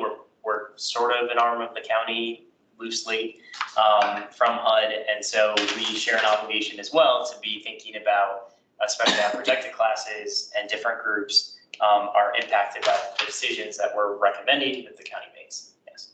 When you're done, I have a question. Okay. It outlines the different categories of individuals and this almost matches word for word what the county had in their equity resolution. County staff proposed some changes to it, and I made some changes to make it a little bit clearer. And then where it says like who benefits, who's burdened, that comes from the county's racial equity framework, except I added the IE part, like to give some context. What does that mean when we say who benefits? So adding some prompts and some questions that we can sort of ask ourselves. And those are really the key pieces of this. That this is really meant to be for each one of us as we look at actions that come before us, thinking about are people of color impacted by this, are women, are people living in poverty, are immigrants and refugees, are LGBTQ plus community members impacted by this? Do we have any data that shows that? Is that something the county can provide to us? And then asking the questions, who benefits, who's burdened, who's missing, how do we know, and what do we do to help kind of shape and inform the conversation that we have. And so it could be asking the question of like, hey, for a site plan, who's burdened by this? It seems like there's existing residents who may be displaced by this. Is one or more population within this development going to be disproportionately burdened by the action that's being taken here? And that could be a question that's asked, or it could just be something that we individually think about as we're forming our own questions or thinking about whether we support or not support a particular project. But this is meant to be something that kind of guides how we look at actions before us. Could it also not to add to staff's burden.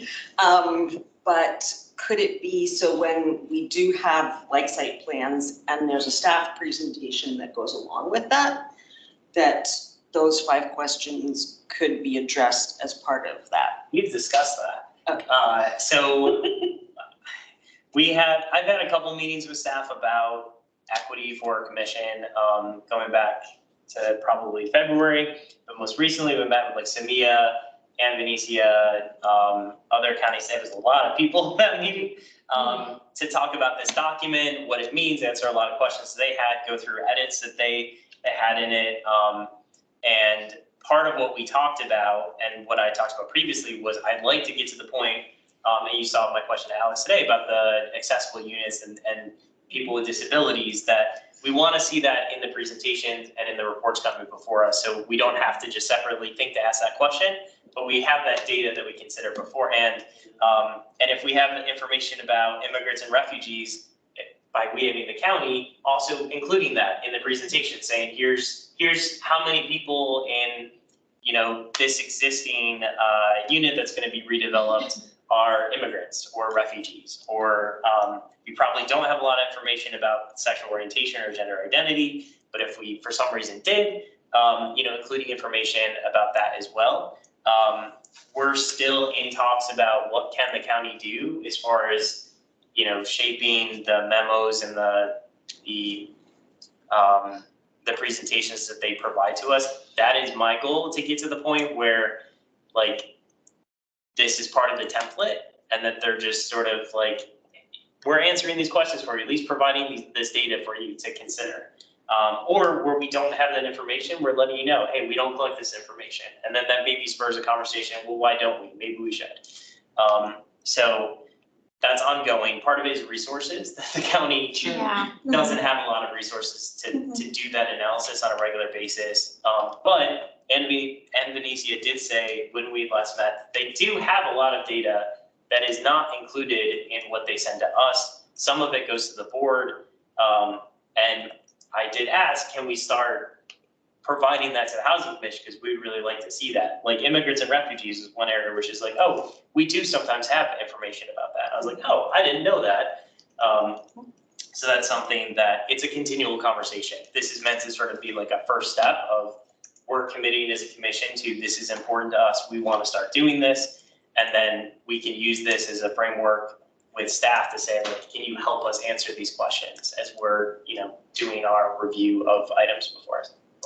So first of all, I'm really pleased with this document, this framework, because I think once what I get out of this is, to the greatest extent possible, our decisions need to be data-driven in order to achieve the equity that we're looking for in the housing projects we review.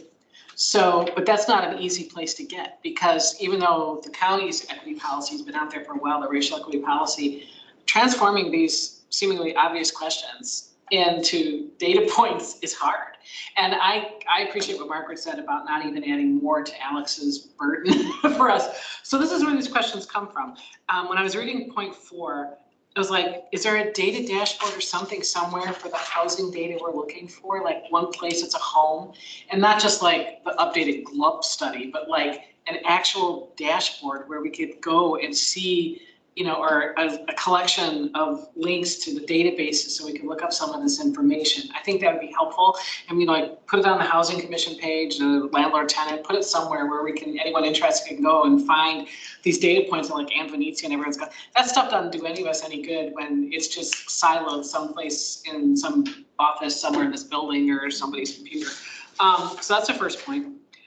Is there a reason we aren't asking developers when they're making these presentations to also answer these questions in their presentation? Let them do some of the damn work. I mean, they should be asking questions. I mean, this was, the way that I framed it for staff was, I'm not trying to like say you all have to do this. This is meant to be something that we're going to try to do, but we're going to be asking you for data to help us make these decisions. We can certainly work with staff to see, is it possible to, you know, add some of this content within what developers present. I think staff shares the same goal that we do of trying to get this information out to make sure that they're doing this analysis. It's a question, I think, of timing and resources. And so I hope that over the course of like the next year, we're gonna see more of this, but it may take some time. Yeah, go ahead, Laura. Kellen, I know where you're coming from. I thank you for representing in those meetings because I'm sure you got a lot thrown at you. But on this score, I'm gonna stick to this point. I mean, not only should we be getting everything you just said from, the county, and once they put it in there and they get this mindset, getting these tools available, it'll get easier over the time and they'll think, why didn't we do it sooner?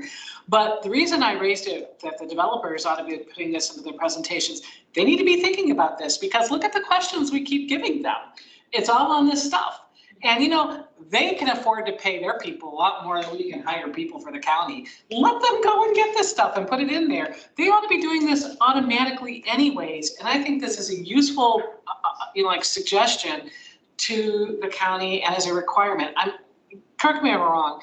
When they're getting ready to make a presentation, do you have any guidelines or whatever that you say we need to see X, Y, Z in this? Or we advise you to do Y when you make this presentation? When they come to the housing commission specifically. So basically when we, most of them are familiar with the housing commission, but what we do is we send them basically email saying you're invited to the housing commission, please, share your plans for the project. We let them know that we usually get questions on things like accessibility, so be prepared to answer things like that. But there isn't a specific checklist of things that. Is there any rule that says we could provide them with a checklist? Or at least guidance. We Yeah. can't force them. I don't think there's. Or say that it even that like couldn't. But maybe we could update, I'm not trying to tell you how to do your job, but I think this would get us the information we need, at least be helpful. And I'm just gonna go back to the core belief, they ought to be thinking about this anyways. I mean, we can also give them this once it's approved and say, here's the questions we plan to ask you. Yes, If you yes. try to build this into your presentation, please do that. So as a person who serves people that are buying a home, it is very difficult sometimes to get all this information from people. People that are receiving services give me pushback all the time. Gotcha. They don't want to give any of this information. So the information's only going to be as good as the data that you get. And so there's got to be some sort of balance there. That's a good point, Karen. I mean, it would be advisable that they do it. You can't force them, that's right. And maybe we can direct them to something. Again, this is where, I'm embarrassed, but I don't know where to find some of this data and I serve on it. Well, I was gonna say, the who is burdened is you could do because HUD already has mapping systems that you can go into and check down to the sub-census block group in terms of income and, race and income. So you can get that piece at Not least. always accurate. Well, neither is the census, but we have to deal with what we've got. But you could at least get that. And I do want to add too that I would like to invite like Ann Venetia and Anthony Fusarelli, if I'm saying his last name right, so the head of the planning division and the head of housing division, to come and present to us on what data do they have, what could they be sharing with us when it comes to site plans, when it comes to other projects and policies coming before the commission. They haven't been ready to do that yet, but that is something that sort of the culmination of the offline conversations that I've been having with them. I want them to also at some point come publicly before the commission this year and talk about that. And I think that's a good time to ask those questions. We could potentially do like a separate resolution or something asking for these things.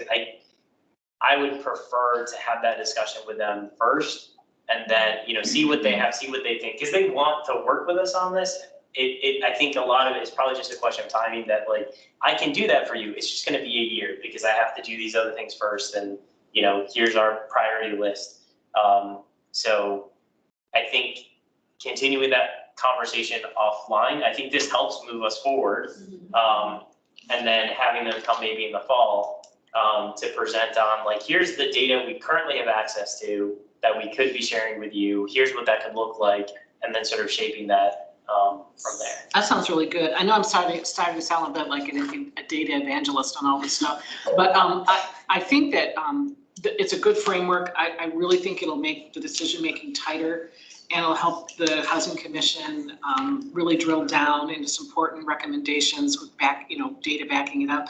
I do foresee, however, that when we start using this, that we may not have answers for some of these questions, and the response, will be, this needs to be looked into, or we need to develop the data on this. So I think particularly at the start, that might be where we are with some of this. But I look forward to at least having the framework to drive those questions. And I do think it's not only for the partnership between us and the staff resources here within the county's structure, but again, it's also working with the developers and the other stakeholders. For example, when we were talking about the LGBTQ, questioning, we should, they can be engaged to see, hey, we've got this development. Is there anything going on? Are you hearing? Does anyone in your community have something to offer about this, or that we should be asking? It might not be very specific at first, but I think over time it would develop. Elizabeth? Yeah, so I agree with this being like a really good framework to work off of, I think.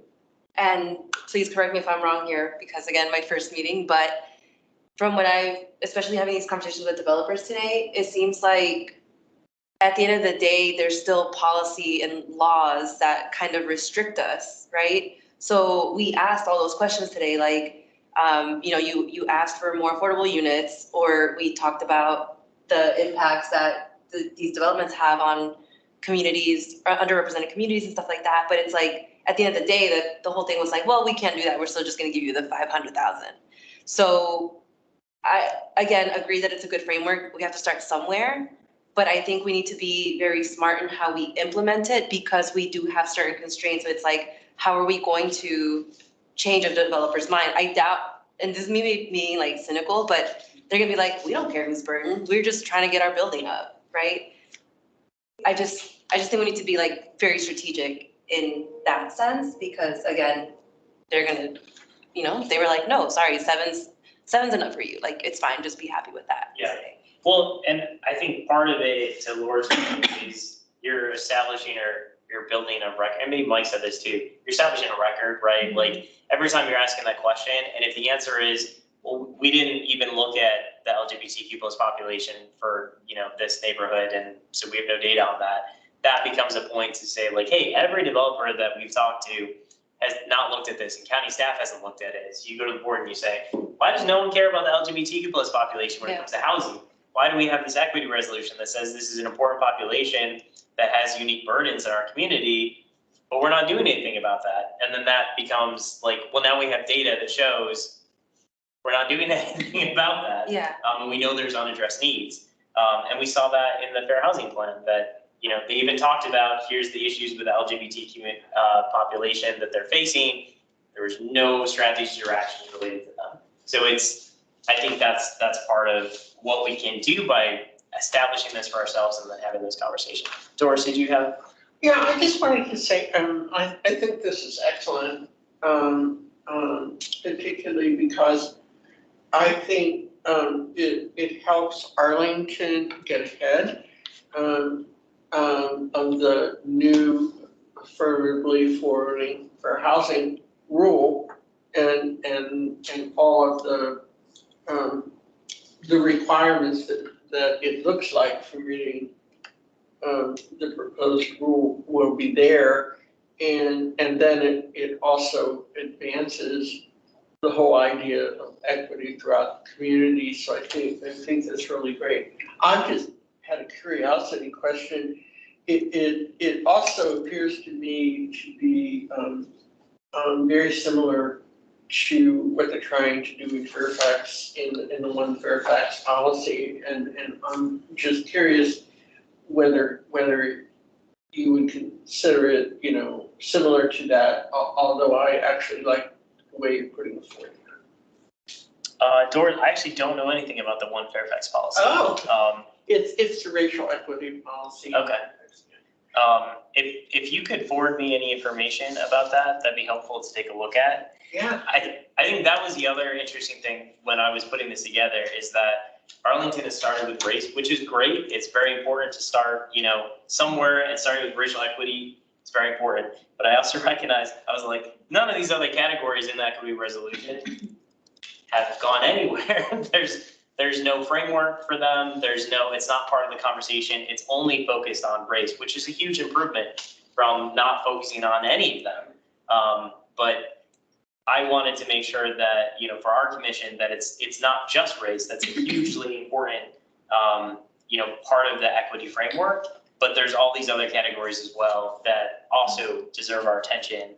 And so for me, it was also a reminder to the county of like, hey, there's a lot of other groups that also have unique challenges and burdens that we need to be thinking about in addition to the challenges that people of different races and ethnicities face. And may I say that I actually, that's one of the things that I see and really like in it because it brings us, because you can't separate some of the intersectionality here. I mean, there are BIPOC people who are also have disabilities and have any number of intersections. So I think that's important. But one of the things I will say that I mentioned, and I will send to you, the One Fairfax policy has started to kind of permeate the community and the structure of their advisory commissions and all of that. But the interesting thing is that it did put the other ultimately marginalized groups in the policy, but it's not. Yours is more, your idea is more practically getting at the equity realm. I mean the whole picture. Thank you for that, Doris. Yes, Laura. In the interest of time, I'd like to move that we approve the equity framework. I second. Great. All those in favor say aye. Aye. All those opposed? And it passes unanimously. Thank you. And I will also, one of the things staff suggested was sending this to other commissions so that they can consider adopting something similar. I know the planning commission has like an equity statement, but it's not sort of guidance for themselves. So now that it's approved, I will happily send this to other commissions for their own consideration as they conduct business. Thanks for all the work on that. Yes, Thank you all. Next is the 2022 Housing Commission Annual Report, which has kept getting bumped from the agenda starting in like February. And I do want to give credit to Eric Perkey, who really had put most of this together, like 90% of it, because as he was like, oh, one of the things you need to do is put together the annual report from last year. And I started sitting down and I was like, Eric, I feel like you know this so much better than I do because you were there. So this is like the last thing he did for our commission, yes, was putting this together. So it's pretty similar to the 2021 report. Any questions or edits or changes to this document, we'll send it to the board. It's our record of what we did last year. What building is that? Gillian Place. Oh, okay. I'd like to move to approve the report.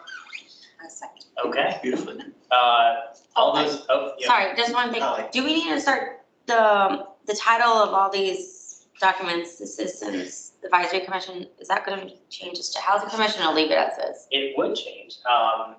I'm happy to. Oh, 2023. This is a 2022. Okay, That, and our name doesn't officially change, it's the board. Gotcha, No, okay, okay. So, That was all my discussion, but. it's a good point. All those in favor of approving the plan, or Aye. thank you, all those opposed? Okay, hopefully Mike didn't have a comment or something during that time when I couldn't see. Great, development updates. Okay, 1 second, I need to open it up in my email here. So I did not, oh, come on.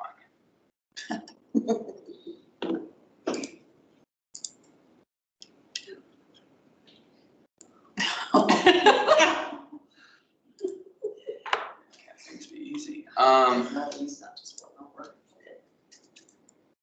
But it is a really nice conference room, so I guess it's a trade-off. You know, I feel really relieved that the county has so much protection of the data. Okay, so I was unable to send these out before, and I'm sorry about that. There was only a handful, a few minor updates to projects, you know, that was sent out the month prior.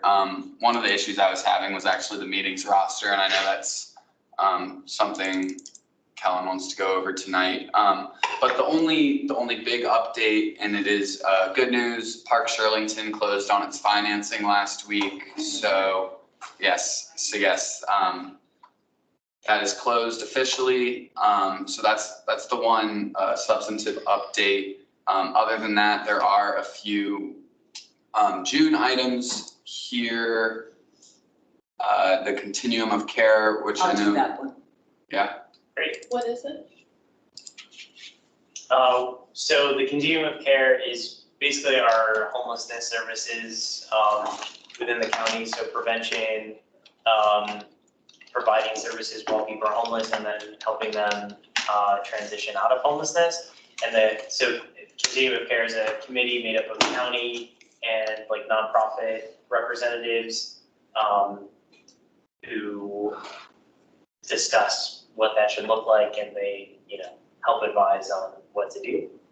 So we needed a representative to, it's not just that meeting. Ideally, that would be for all of their meetings. If that,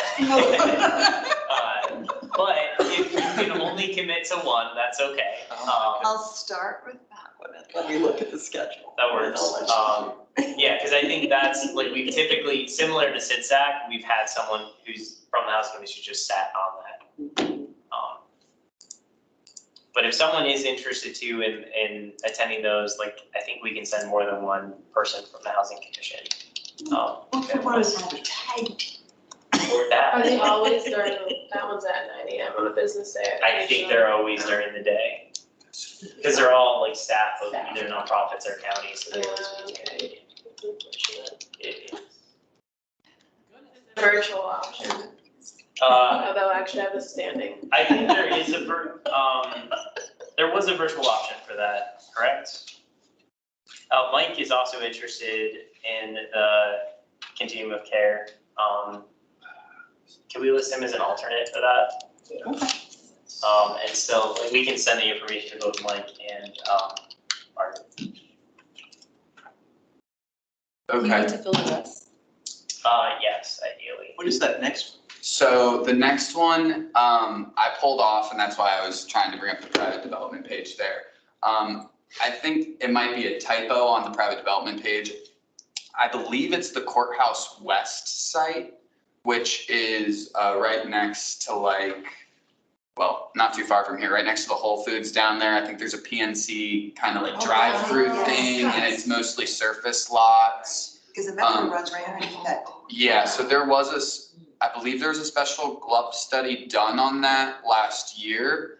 And so I think it's that site. I would have to confirm though. I think there might have been a typo on the actual project page for that.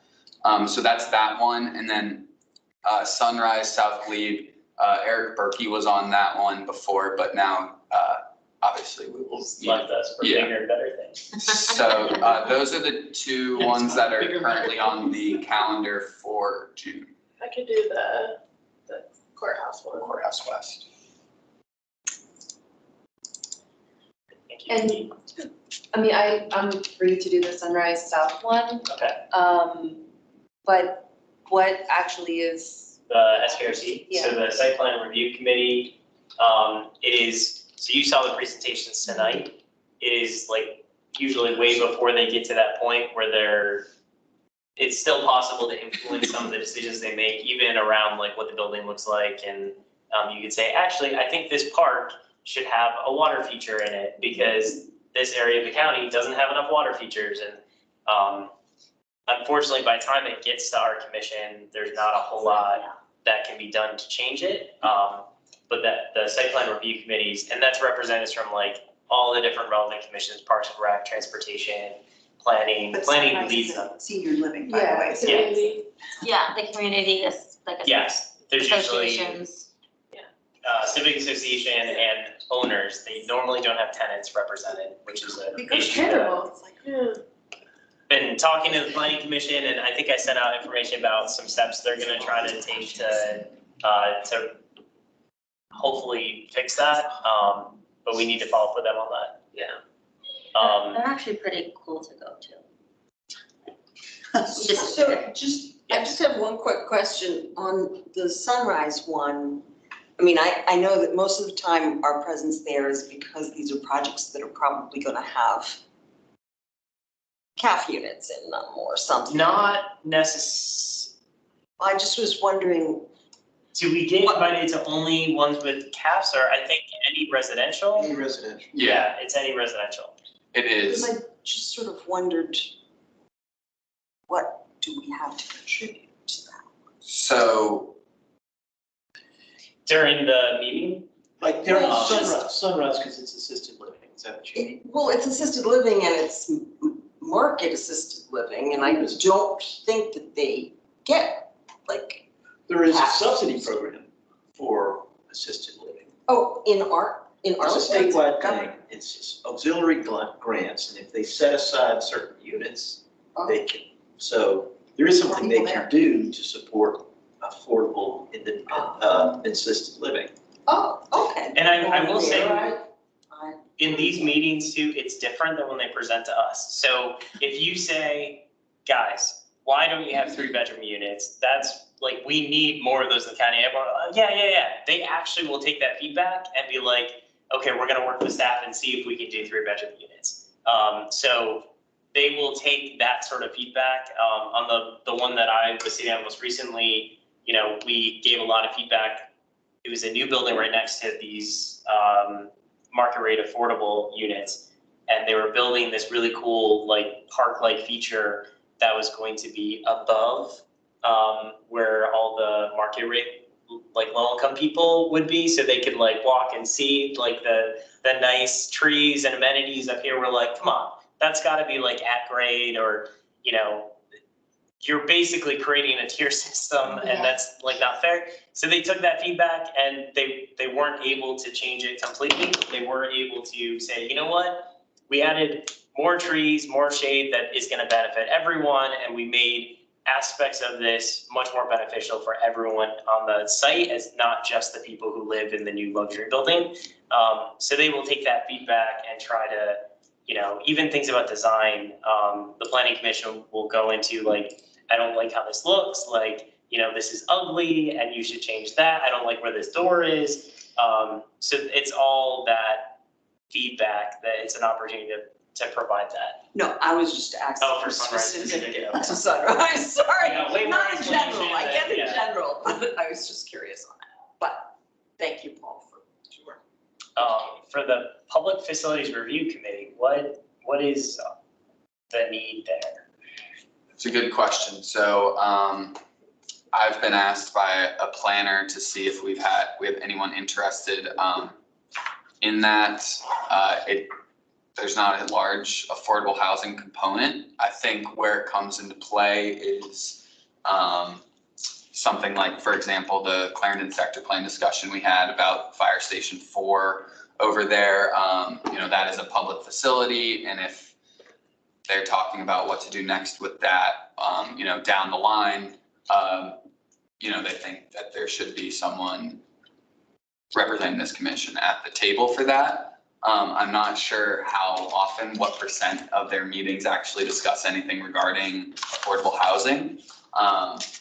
But that invite is open to this commission for a representative. I can look into providing more details to That's not everyone. necessarily like, we're, not that this is happening, but like, hey, public facilities, we're planning on building a new library and we're gonna put it here. And that we might have an opinion about because that's near a lot of Yeah. affordable housing units, or it's not near a lot of affordable Right. housing. Or is it that sort of stuff? Exactly. Or they could co-locate affordable housing Yeah. over the library. Yes, yes. It could be a direct thing like co-location, or it could be more indirect as in, put this facility closer to, Do you know, do they meet once a month or how often? I can actually get that answer really quick. Do we have anyone who's interested in serving as a rep on the public facilities review committee? Do we know the dates or if that's TBD? She's looking up to see if it's like a monthly standard meeting or if it's more ad hoc or something. I don't know. So it looks like they're kind of set up in between. There's no real determination. There's not currently a new one planned. The last one was May 17th. And there's not another one on the calendar right now. They have only met 3 times this year though, so far. Sign me up for that one. I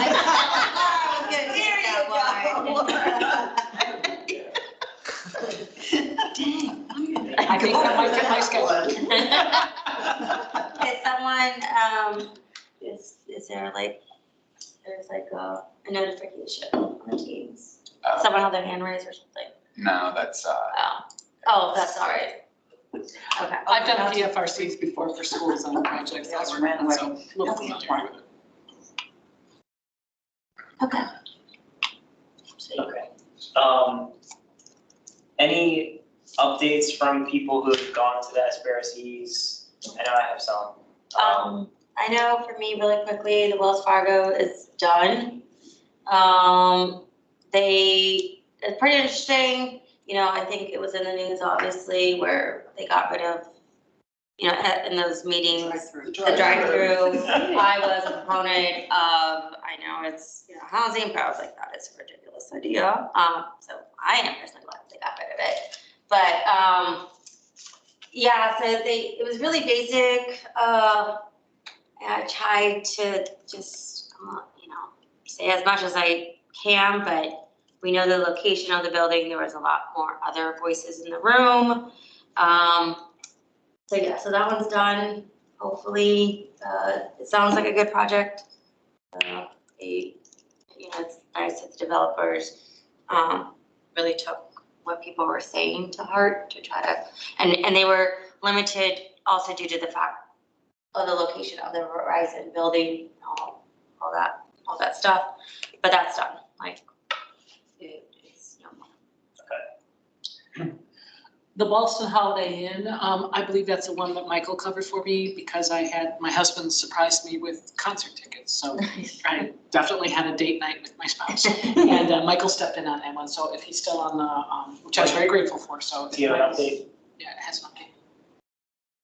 Yeah, just on that one, I actually asked the developer about, I think at our last meeting, we asked to have the developers come prepared to tell us when the last time was that they put on-site units. So I actually asked the developer and they couldn't answer. We gave them a couple minutes to look. And so we did ask them to come, prepared to the housing to be able to speak about, when the last time was that they put on-site units. And then the representative from the planning commission kind of jumped in and said, we want the same thing from planning.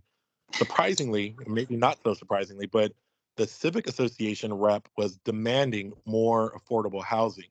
And they really treated the person like really poorly. He had a lot of concerns about, I guess there's like a trail that leads to a nearby school or community center, and the construction is going to block the trail.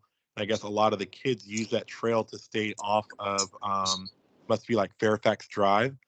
And so there were some concerns about that, but the developer was not able to answer it. And then just lastly, just off the top of my head, there were some concerns about traffic coming off of 66. This is at the Holiday Inn in that area.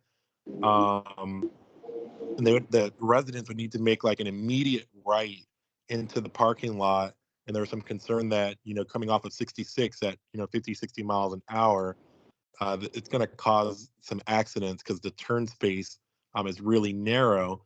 And there's also only one street to come back out. So cars making a right onto Fairfax and making a right off Fairfax into the community it's a pretty tight space. So those are the notes that I have off the top of my head. Thank you, Mike. So I attended the second SPRC for, I think it's 2020 Fairfax Drive. And I had already shared with you all through email some of the previous outcomes of that, which was a big concern I had, that there were no tenants represented at the meeting. And the existing units, as I said, they're historical. That was the site that I just used the example from. They're now historic, but they're very, very cheap units. I lived there for 10 years. They're like ridiculously cheap for being in courthouse, like $2. Is this Wakefield Manor? Yes, Wakefield Manor. And what they're doing is to preserve those as historic, market rate affordable. They're taking the parking lot that most of the residents use, and they're building a high rise on it, which I think is a great idea. The problem is all those residents are losing a good chunk of their parking. For construction, they're gonna lose all their parking for like 2 years. And then when the site is up, they're getting 30 units in a garage. They currently have I think it's 45, and they're also losing street parking, which the parking is completely utilized every day. So my concern that I brought up during this latest meeting was, you're displacing residents by doing this. There are gonna be residents who say, I have a car, I will have nowhere to park my car, how can I continue living here? And I asked staff, do we have a policy that says when we displace tenants through something like this, that there's some sort of assistance or, mitigation that we do? And no response. So I reached out to Matti Franzi afterwards, raised the issue with him, and also planning and housing staff. He just got back to me, I think today, and said that he's had a discussion with staff about it. The concerns are noted. I don't know if anything more is going to happen, but it's something that frustrated me because the response was kind of, well, Arlington is a, car-free diet community. And I was like, but you are taking away parking that people rely on who already live there. It's very different when you're building a new building and you're saying, okay, we're just not going to provide parking. People know that going in. You're taking away something people currently have. We know many of them are low income. And we had 3 residents who were there who said, I will have to move. I have to drive to get to my job. It's not metro accessible. It's not public transit accessible. And the response was just kind of shrug. That sucks. And so, my point to the county was we should have some sort of policy in place that says when you're impacted like this, whether it's moving assistance or something that recognizes we have displaced you, the county board has approved the project that is forcing you to leave. So, yeah, I raised the concern and, I'll keep at it, but I don't know if anything immediately is going to change as a result of that. But that was one of the major concerns that I had. It was missing middle, it wasn't shrug. They all of a sudden cared that. That's Arlington County for you. Anything else on developer updates or development updates? Nope. Okay, subcommittee reports, homeownership subcommittee. So we had a meeting on May 11th, and we talked, a big part of it actually was the equity discussion that we talked about. That was actually probably the most of the meeting, but we also got a summary of their, they've been doing these homeownership study roundtables. So we got a summary of how those have gone, and now they're going to start the local community engagement, and the dates have changed, so I don't know the exact dates, but I have June 6th, but don't write that down. Maybe you know better. Yeah, it's, I believe, let's see, July. Oh, it's been moved. Yeah, I can grab it real quick. Let me clarify with Caitlin before I tell you the wrong thing. I'm meeting with her on Monday, so I'll know Okay. on Monday what the dates are. So, and we're gonna start off with the virtual community engagement and then do also in person. Great. Mike, did you have anything you want to add? Nope. Okay. And if you guys could just share the dates for that once you have them with the full commission. Also, I know people were at the last meeting, the joint, well, I guess it was technically the TLC's meeting and not ours, which was weird.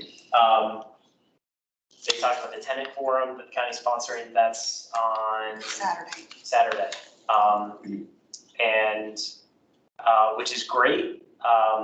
And I hope that goes well. Hopefully some people can make it. I think I have a conflict for that, but I think that was it. Yes, Laura. Is it true the county today filed its response on the missing middle lawsuit? Alex? I did read that in Earl now.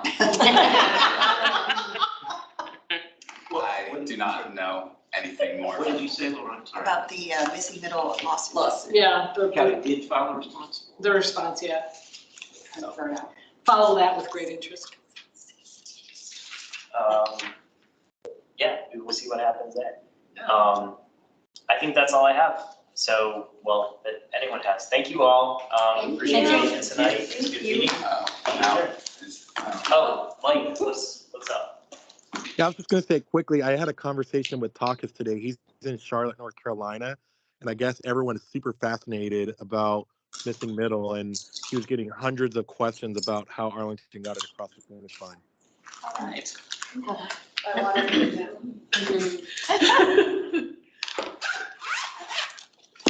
Oh, and the next I live thing in is. Charlotte, and there were the best So examples we of need missing to middle make sure right that on my the street. whole week- There's I might not literally be. a week two. Stuck in the middle of